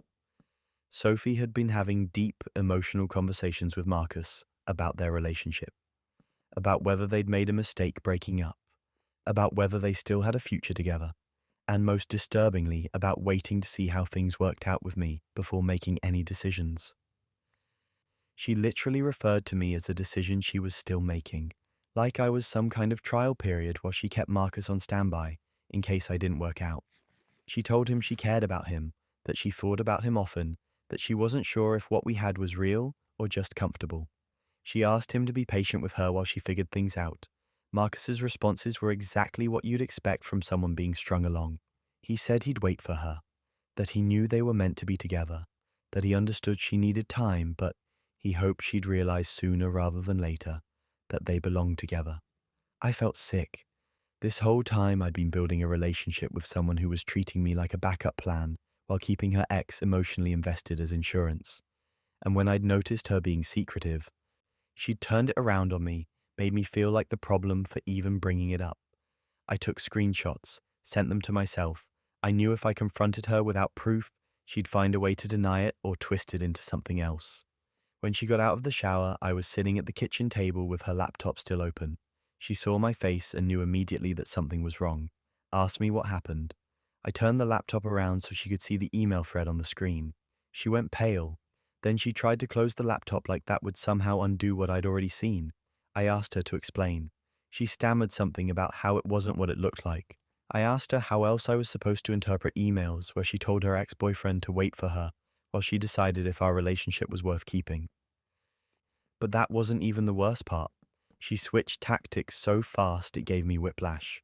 First, she denied that the emails meant anything serious, said she was just being nice to an old friend who was going through a hard time. When I pointed out specific lines where she explicitly discussed their future together, she minimized it, said it was just talk, that she never actually intended to leave me for him, that I was blowing things out of proportion. When that didn't work, she went on the attack, started yelling about how I'd violated her privacy by reading her emails, Said I'd crossed a line, that snooping through someone's private correspondence was a deal breaker, that she couldn't trust me anymore. She actually tried to make this about me being untrustworthy. The woman who'd been maintaining an emotional affair and keeping her ex as a backup plan was calling me untrustworthy for discovering it. The audacity was almost impressive. I told her we were done. She immediately pivoted again, started crying, said she'd made a mistake, but it didn't mean anything, that she loved me and wanted to make it work. I asked her if she'd told Marcus we were over. She hesitated. That hesitation told me everything. Even in that moment, even after being caught, she wasn't ready to close the door on her backup plan. I packed a bag that night. We'd been living together for 6 months, so disentangling our lives was going to be complicated, but I didn't care. I couldn't spend another night in that apartment with someone who'd been playing me for months while making me feel crazy for noticing something was off. Over the next few days, Sophie tried everything to get me back. Apologized profusely, sent long texts about how she'd realized she'd been confused and scared of commitment, but now she knew I was the one she wanted. Showed up at my friend's place where I was crashing and begged me to give her another chance. Even sent flowers to my office with a card about how sorry she was. But here's the thing, I'd seen those emails. I knew exactly how she really felt about me. I was an option, a safe choice, someone she was willing to be with while keeping the door open to someone she actually wanted. And when I'd noticed her being secretive, instead of having an honest conversation or breaking up with me if she was having doubts, she'd attacked me, made me feel like I was the problem. That kind of manipulation doesn't just go away because you get caught. I found out later through mutual friends that she'd ended up with Marcus about a month after we broke up, which honestly just confirmed what I already knew. I was never really her first choice. I was just the guy who happened to be there while she figured out if she could do better. The whole experience messed with my head for a while, made me question my judgment, but it also taught me something valuable. When someone overreacts to reasonable concerns, they're usually projecting. Sophie had accused me of being controlling and insecure because she was the one being dishonest and untrustworthy. She'd flipped it on me to avoid accountability. I'm in a better relationship now with someone who doesn't guard her phone like it contains nuclear launch codes. Someone who doesn't make me feel crazy for having normal observations about changed behavior. Someone who understands that privacy and secrecy aren't the same thing. Looking back, I'm glad I read those emails even though it violated her privacy, because the alternative was staying with someone who was actively hedging her bets while making me think I was being paranoid. And that's not a relationship. That's just waiting around to be someone's second choice. Backup plans are cruel, but imagine having your entire engagement destroyed by screenshots from someone you trusted. I was 3 months away from my wedding when Megan sent me the screenshots. We'd been friends since college, one of those friendships that survive distance and life changes because we made the effort to stay connected. So when I saw her name pop up on my phone with a message that said, "We need to talk, call me when you're alone," I thought maybe she was having some kind of crisis. I stepped away from the dinner table where Connor and I were going over seating charts and called her back. She didn't ease into it, just said she had something to show me, and it was going to be bad, but I needed to see it. Then the screenshots started coming through. Dating app profile, Connor's photos, recent photos, ones I recognized from the past few months, his bio listing himself as single, living in our city, looking for something casual or serious depending on the connection, and then the messages, conversations with multiple women, flirting, explicit photos, plans to meet up, all time stamped within the last 2 months. I felt like someone had punched me in the stomach. I was looking at proof that my fiancé, the man I was supposed to marry in 12 weeks, was actively trying to hook up with other women while we were addressing wedding invitations and choosing flowers. Megan kept apologizing, saying she debated whether to tell me, but ultimately decided I deserved to know before I married someone living a double life. I hung up with her and sat there staring at those screenshots, trying to find some explanation that made sense. Maybe it was an old account he'd forgotten to delete. Maybe someone was catfishing using his photos. Maybe this was all some terrible misunderstanding that would have a reasonable explanation. Connor came looking for me, asked if everything was okay with Megan. I showed him my phone, watched his face as he looked through the screenshots. He went pale and immediately started denying it. Said it wasn't him, that someone must have made a fake profile using his pictures. It happens all the time, he said. People steal photos from social media and create fake accounts. He seemed genuinely confused and upset, which made me want to believe him. But I'm not stupid. I looked at the profile details. It had information only Connor would know. References to his job, his hobbies, inside jokes that wouldn't make sense to a random catfisher.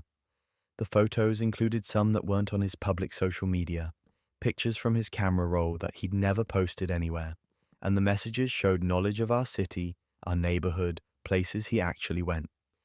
I told him I was going to report the profile and contact the app to verify if it was real. He got defensive, said I was overreacting, that reporting it would just give the fake profile more attention. That response made my stomach drop, because why would he care about giving a fake profile attention unless it wasn't actually fake? I pushed harder, told him the details were too specific, the photos too personal, asked him to explain how a catfisher would have access to pictures from his phone that he'd never posted publicly. He got flustered, said maybe someone hacked his phone or his cloud storage, started throwing out increasingly implausible explanations while I watched him scramble. Then came the breaking point. I contacted one of the women from the screenshots, found her through her profile picture and sent her a message asking if she'd been talking to Connor. She responded within an hour, said yes, they'd been chatting for a few weeks, had plans to meet up for drinks next weekend. She sent me screenshots from her end proving the conversation was real and ongoing. Asked if I was a jealous ex or something.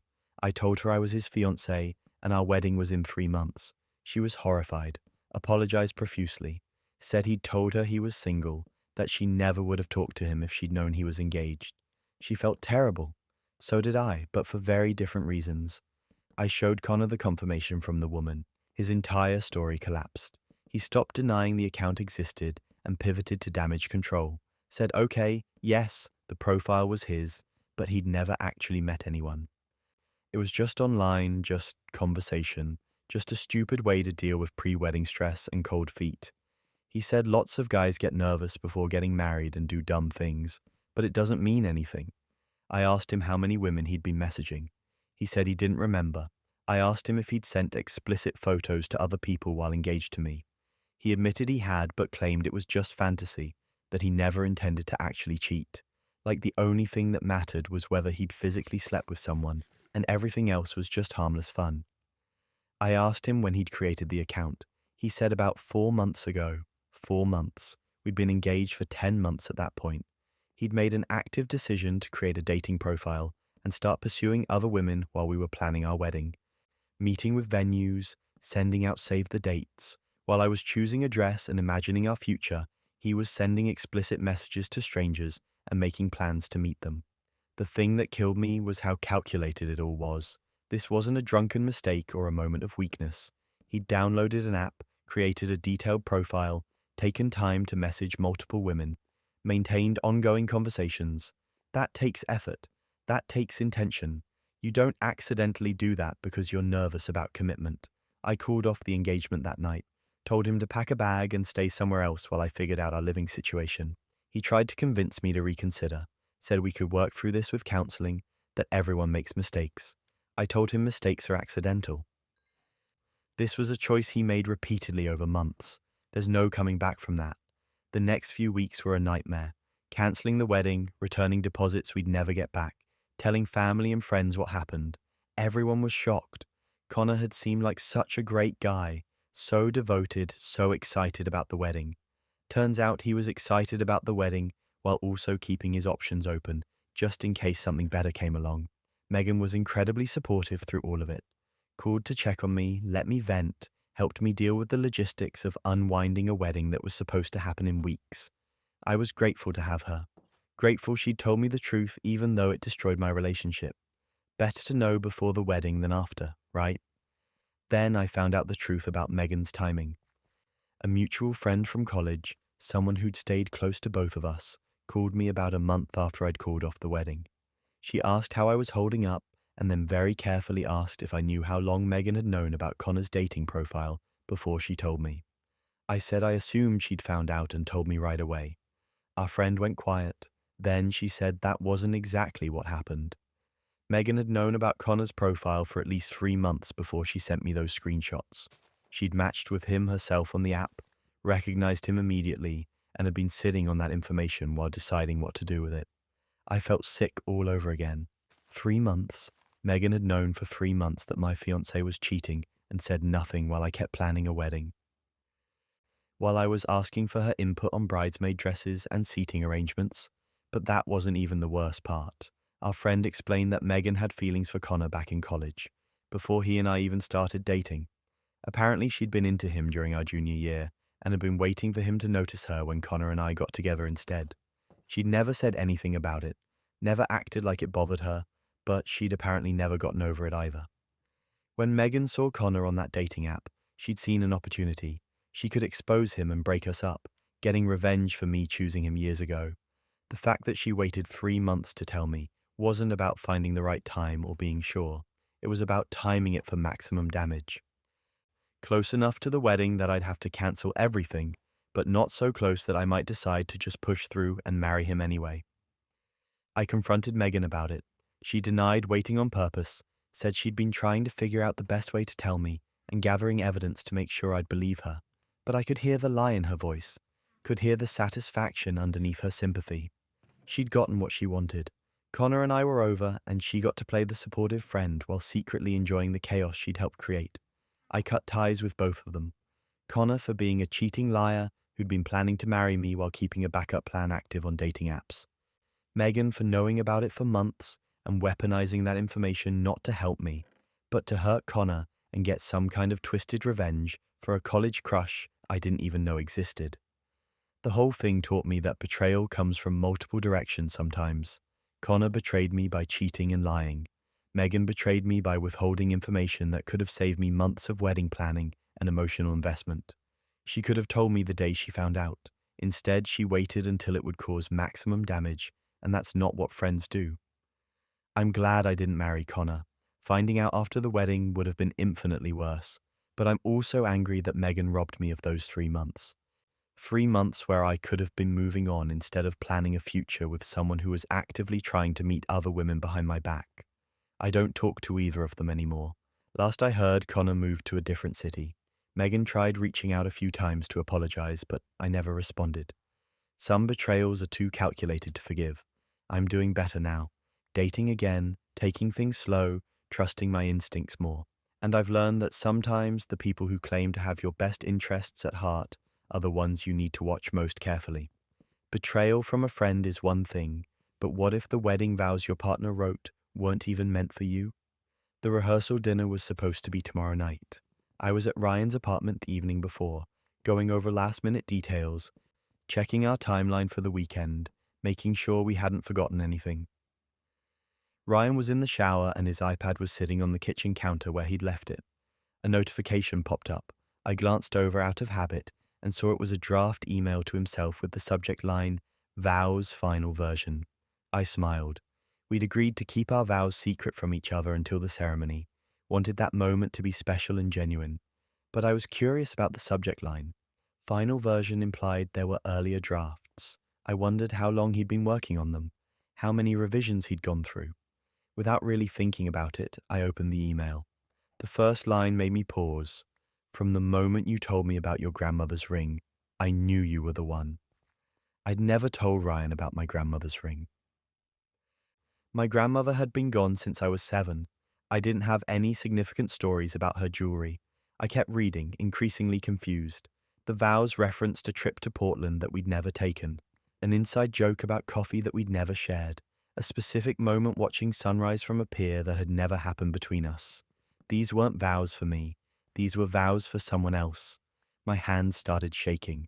I scrolled up in the email thread and found earlier drafts. The oldest one was from 4 months ago, titled Vows for S. The more recent versions had names replaced, details changed, but the core memories remained. Memories I didn't share with Ryan. Memories he apparently shared with someone whose name started with S. I heard the shower turn off. I quickly forwarded the email to myself and closed the iPad, my heart pounding. Ryan came out a few minutes later, smiling, asking if I wanted to grab dinner. I said sure, trying to keep my voice steady, my face neutral.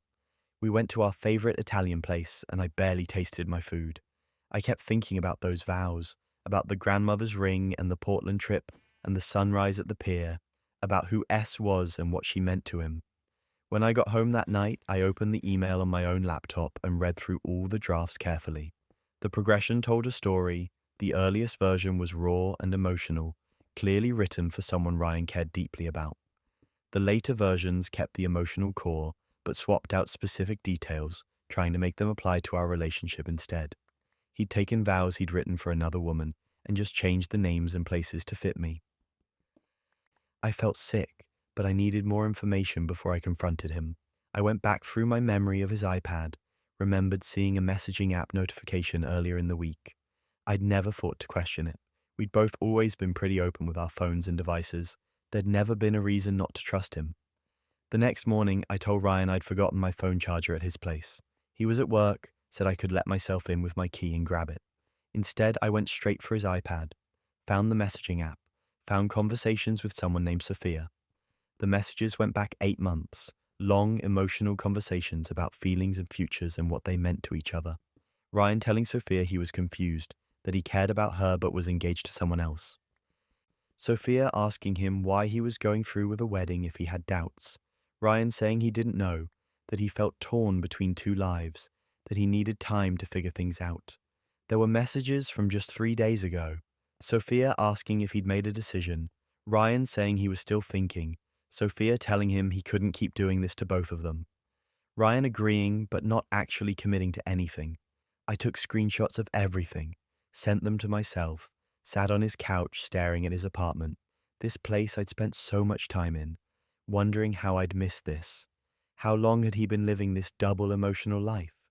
Had he ever actually intended to marry me, or was I just a safe choice while he figured out if he could have Sophia instead? That's when everything unraveled. I called my mum, told her everything. She wanted me to cancel the wedding immediately, but I had a different idea. The rehearsal dinner was that night. Both of our families would be there. Ryan's parents, my parents, our siblings, our wedding party. Everyone who'd been celebrating this relationship and supporting this marriage. They all deserved to know the truth. I showed up to the rehearsal dinner calm and composed. Ryan was already there, looking nervous but happy. He came over and kissed me, asked if I was excited.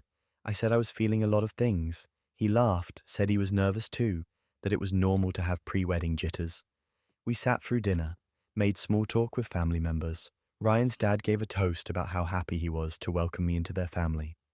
My mom talked about how she'd known from the moment she met Ryan that he was special.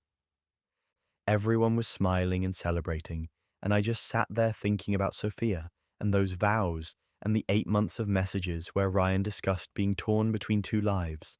After the toasts, I stood up, asked for everyone's attention, said I had an announcement to make. Ryan looked at me confused but smiling, probably thinking I was going to do some kind of sweet speech or surprise. Instead, I said there wasn't going to be a wedding. The room went silent. Ryan's smile disappeared. His mom asked what I meant. I said I'd discovered that Ryan had been emotionally involved with another woman for the past 8 months, that he'd written his wedding vows for her and then just changed the details to make them about me instead. That he'd been telling this other woman he was confused and torn and didn't know what he wanted while planning our wedding. Ryan started to interrupt. I pulled out my phone and read some of the messages aloud. The one where he told Sophia he didn't know why he was going through with the wedding. The one where he said he felt torn between two lives. The one where he agreed he couldn't keep doing this to both of us, but didn't actually end things with either of us. His face went white. His mum looked horrified. His dad just stared at him in disbelief. My family looked shocked but supportive. My brother actually said, "Good for you," loud enough for everyone to hear. Ryan tried to explain, said it wasn't what it looked like, that Sophia was just a friend, that I was misunderstanding the context of those messages. I asked him to explain the context of wedding vows he'd written for her 4 months ago. He couldn't, just sat there stammering while both of our families watched him realize there was no way to talk his way out of this. I told everyone I was sorry for the drama, but I wasn't sorry for refusing to marry someone who couldn't decide if he actually wanted to marry me. I thanked them for their support and told them the venue had a cancellation policy that would refund most of our deposit. Then I walked out. Ryan followed me to the parking lot, tried to apologize, said he'd made mistakes, but he loved me, that he wanted to fix this. I asked him if he'd told Sophia the wedding was off.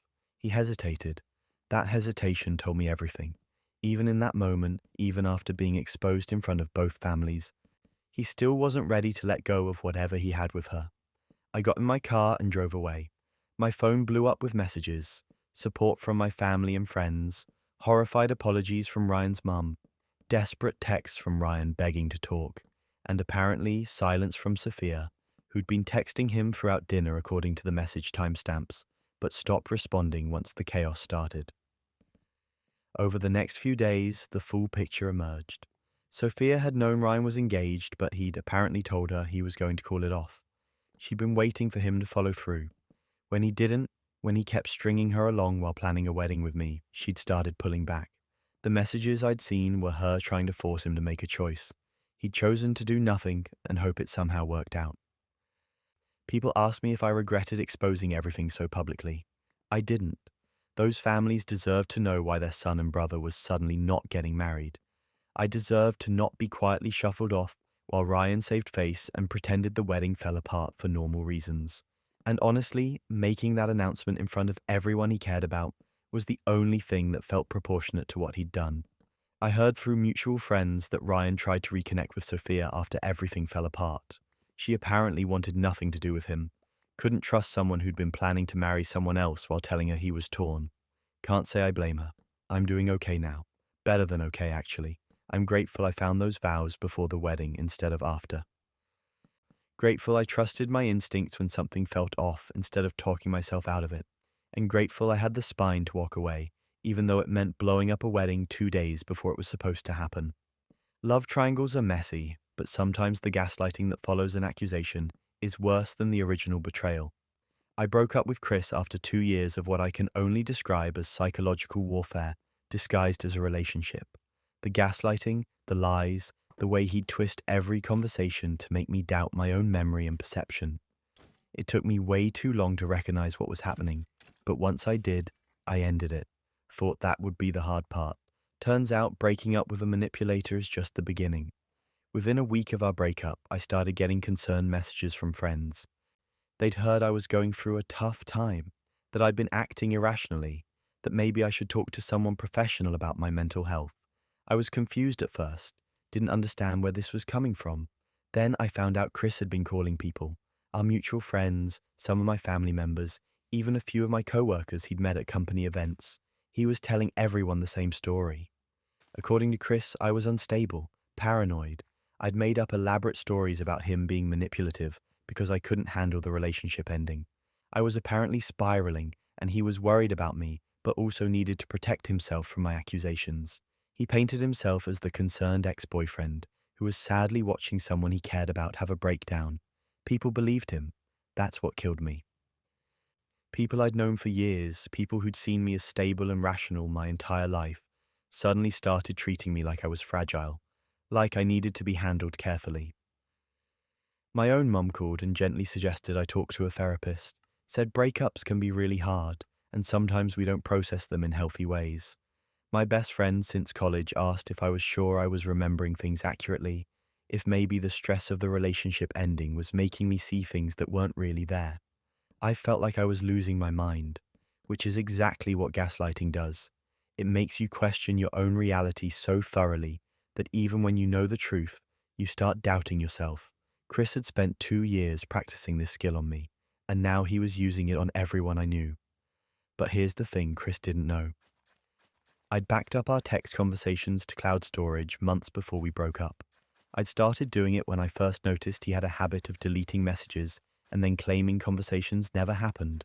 At the time, I told myself I was just being paranoid, but some part of me knew I needed proof of what was really being said between us. So while Chris was out there telling everyone I was making things up, I had thousands of text messages that told a very different story. I spent a weekend going through everything, compiled screenshots into a document organized by theme, his gaslighting messages where he'd deny saying things I had proof he'd said, his lies about where he was and who he was with, his manipulation tactics where he'd twist my words and make me apologize for things he'd done, and most damning, messages where he explicitly admitted to behaviors he was now claiming never happened. Times he'd apologized for lying, for being manipulative, for making me feel crazy, All of it was right there in writing. I also included messages where he discussed his strategy with a friend, texts I'd seen on his phone once where he literally talked about how to handle me when I got suspicious, how to redirect conversations, how to make me doubt myself. He'd actually written out manipulation techniques like he was planning a campaign. The document ended up being 40 pages long. I added a brief introduction explaining that these were unedited screenshots of our actual conversations, that I was sharing them because my mental health and credibility were being questioned based on lies. I didn't editorialize or add commentary to the messages themselves. I let them speak for themselves. Then I sent it to everyone Chris had contacted, our mutual friends, the family members he'd reached out to, anyone who'd expressed concern about my mental state based on his stories. I also sent it to a few people he hadn't contacted yet, but probably would have eventually. What happened next? Nobody saw it coming. The response was immediate and overwhelming. People who'd been treating me like I was fragile suddenly understood exactly what I'd been dealing with. The messages were so clearly manipulative, so obviously calculated, that there was no way to misinterpret them. Chris's own words destroyed every lie he'd told about me. My best friend called me crying, apologizing for doubting me. She said reading those messages made her feel sick, that she couldn't believe she'd questioned my version of events. My mum was furious, not at me, but at herself for being taken in by Chris's performance of concern. Several mutual friends reached out saying they'd had weird feelings about some of the things Chris told them, but hadn't wanted to doubt him without proof. And then the really interesting part happened. 3 other women reached out to me, women Chris had dated before me. They'd heard through the mutual friend network about what I'd shared, and they wanted me to know he'd done the same thing to them. The same smear campaign after breakups, the same accusations of instability and paranoia, the same manipulation of their social circles. One of them had also kept receipts and shared her own screenshots with me. The patterns were identical. Chris tried to do damage control, claimed the screenshots were taken out of context, said I'd manipulated the evidence somehow, but you can't really claim context makes gaslighting okay. And when multiple ex-girlfriends came forward with similar experiences, his credibility was shot. Things went from bad to unhinged on his end. He started sending me threatening messages demanding I take down the document. Said I was ruining his reputation and he'd sue me for defamation. I pointed out that truth is an absolute defense against defamation, and these were his actual words, not lies I'd made up. He couldn't sue me for sharing real conversations we'd had. His threats were empty and we both knew it. Then he tried the apologetic approach, sent long messages about how he'd been going through a hard time, that he'd handled the breakup badly, that he was sorry for spreading rumors about my mental health. But the apologies rang hollow because they came only after he'd been exposed, not because he actually felt remorse. He was sorry he got caught, not sorry for what he'd done. Our mutual friend group basically exiled him. People didn't want to be associated with someone who'd so thoroughly manipulated and lied to everyone. His reputation in our social circle was destroyed. Some of his own friends stopped talking to him once they realized the extent of his dishonesty. A few people who'd been on the fence about him saw this as confirmation of concerns they'd had but hadn't voiced. The women he'd dated before me and I formed a weird little support group. We'd meet occasionally for coffee and talk about the experience of being gaslit by the same person. There was something validating about comparing notes and realizing we'd all been subjected to the same playbook. We weren't crazy. We weren't unstable. We were normal people who'd been targeted by someone skilled at psychological manipulation. I rebuilt my support system carefully after that. I paid attention to who'd been quick to doubt me versus who'd at least stayed neutral and waited for more information. I appreciated the people who apologized, but I also made mental notes about who'd been willing to accept Chris's narrative so easily, without even asking for my side of the story. The experience taught me some hard lessons about documentation. If I'd broken up with Chris without having backed up those messages, I would have had no way to prove what really happened.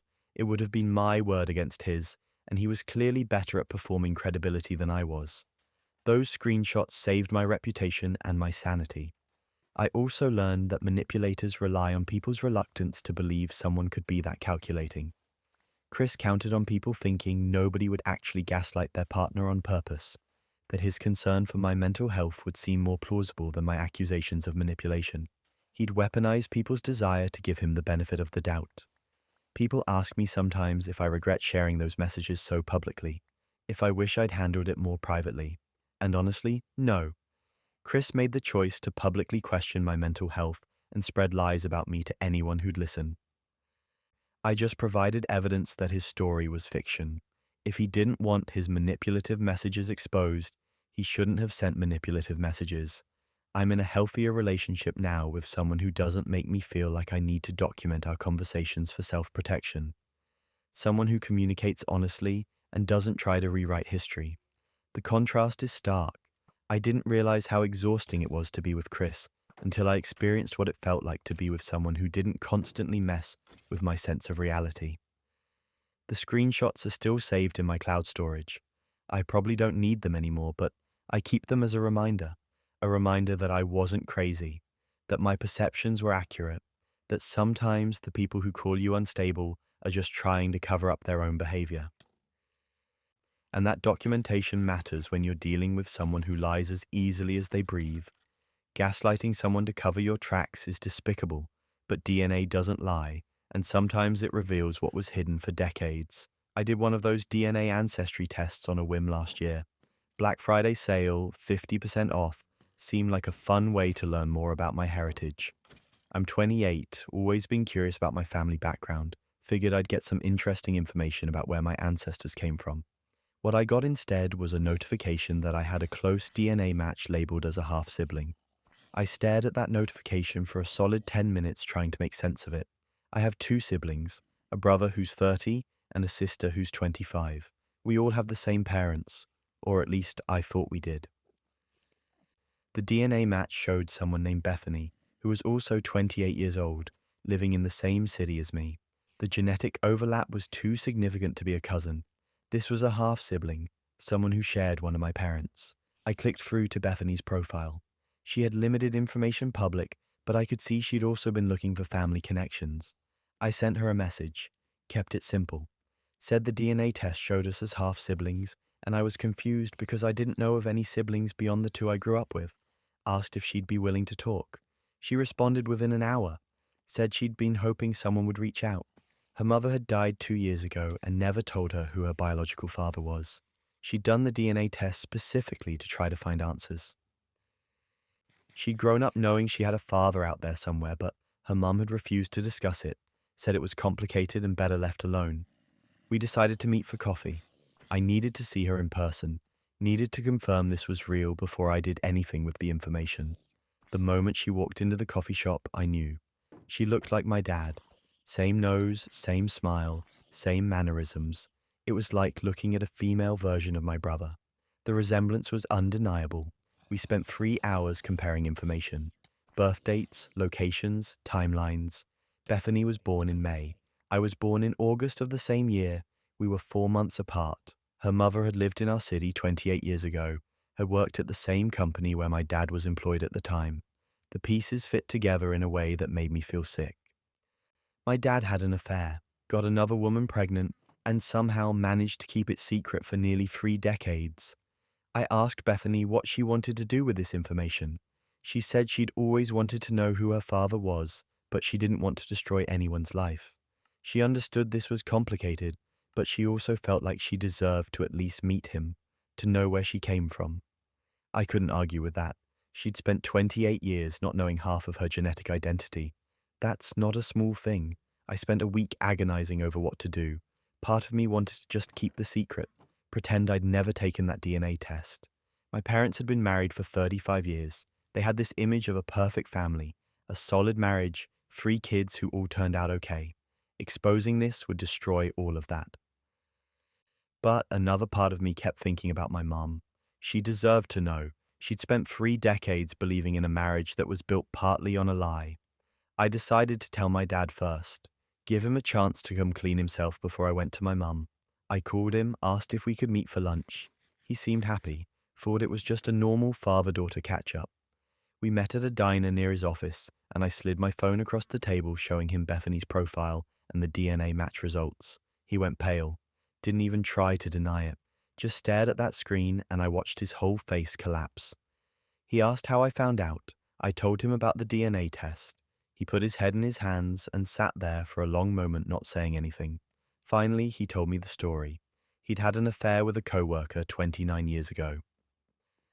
It lasted about 6 months. He'd ended it when he found out my mum was pregnant with me, wanted to focus on his marriage and family.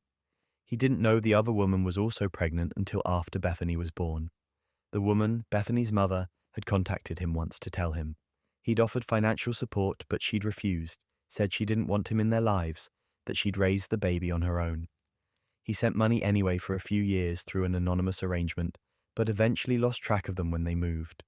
He'd carried this secret for almost 3 decades, never told my mum, never told any of us, just buried it and hoped it would stay buried. I asked him if he was going to tell Mom.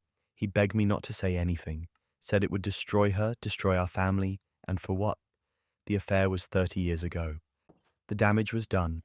Telling her now would only cause pain. I told him that wasn't his choice anymore. Bethany existed. She wanted to meet her biological father. This secret was coming out whether he controlled the narrative or not. He could tell Mom himself or I would, but either way she was going to find out. He told her that night. I wasn't there, but my mom called me around 10 p.m., crying so hard I could barely understand her. She asked if I'd known. I told her I'd just found out a week ago, that I'd given Dad a chance to tell her himself. She was devastated, not just about the affair, but about the child, the fact that he'd known he had another daughter out there and never said anything, that he'd let her believe for 30 years that their marriage was built on honesty and trust. But that wasn't even the worst part. My siblings found out next. My brother was furious at Dad, wouldn't speak to him for weeks. My sister was angry at me for digging in the first place, said if I'd never taken that stupid DNA test, none of this would have happened. Like the affair and the secret child were somehow less real if we didn't know about them. My parents separated. Mom moved into an apartment across town, said she needed space to figure out if she could ever trust Dad again, and Bethany was still out there, waiting to hear if her biological father wanted to meet her. I facilitated the first meeting. It felt like the least I could do given that I was the one who'd blown everything up. Bethany and my dad met at a park. I went with her for moral support. It was awkward and emotional and complicated. She looked like him and he couldn't deny it. He apologized for not being part of her life, said he'd made terrible choices when he was younger. She told him she didn't expect anything from him, just wanted to know where she came from. My mum refused to meet Bethany at first, said it was too painful, that seeing physical proof of my dad's betrayal would break her.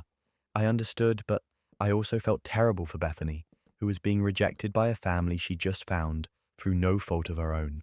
Family dynamics became a nightmare. My brother wanted nothing to do with Dad or Bethany. My sister blamed me for everything. I felt guilty and defensive and angry at everyone. Dad was trying to repair his marriage while also trying to build some kind of relationship with a daughter he'd never known. Mum was in therapy trying to process 30 years of what now felt like a lie. And then there were the holidays. How do you navigate Thanksgiving when half the family isn't speaking to the other half? When there's a new half-sibling who wants to be included, but whose very existence is a reminder of betrayal? We ended up having separate celebrations that first year. Mom with my brother at his place, Dad alone at the house, me and my sister doing our own thing because we couldn't handle the tension. Bethany spent the holidays with her adoptive family, the people who'd actually raised her, probably wondering why she'd opened this particular can of worms. Slowly, over the course of the next year, things started to shift. My mom eventually agreed to meet Bethany, not because she'd forgiven my dad, but because she realized Bethany was also a victim in this situation. She was a kid who'd grown up without knowing her father because of choices adults had made. Mom was kind to her, which I think surprised everyone. My brother softened eventually, started having occasional conversations with Dad again, though their relationship would never be the same. My sister apologized to me for blaming me, admitted she'd been projecting her anger about the situation onto the person who'd revealed it, rather than the person who'd caused it. Bethany and I developed a careful friendship. We'd meet for coffee every few weeks, compare notes on our complicated family situation, laugh about the absurdity of finding out you have a secret sibling through a discount DNA test.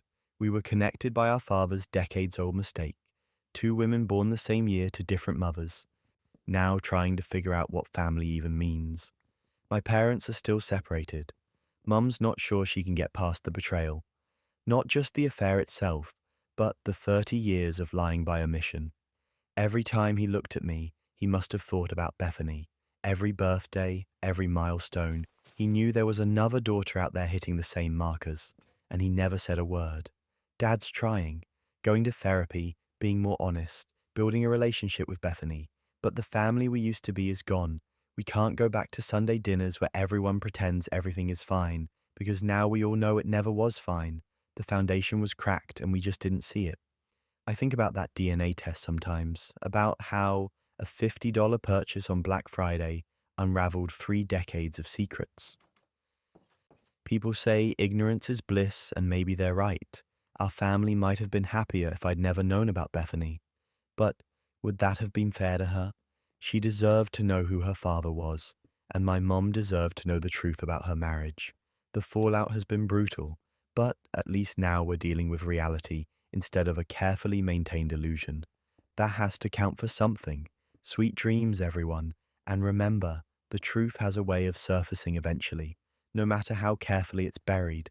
Sometimes it arrives as a text message, sometimes as a DNA test, sometimes as a whispered confession at exactly the wrong moment.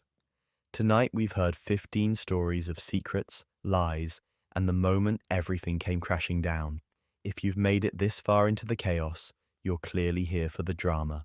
So make sure you're subscribed, because there's always another story, another betrayal, another moment when someone's carefully constructed lie meets the cold light of truth. Take care of yourselves out there, trust your instincts, and I'll see you in the next one.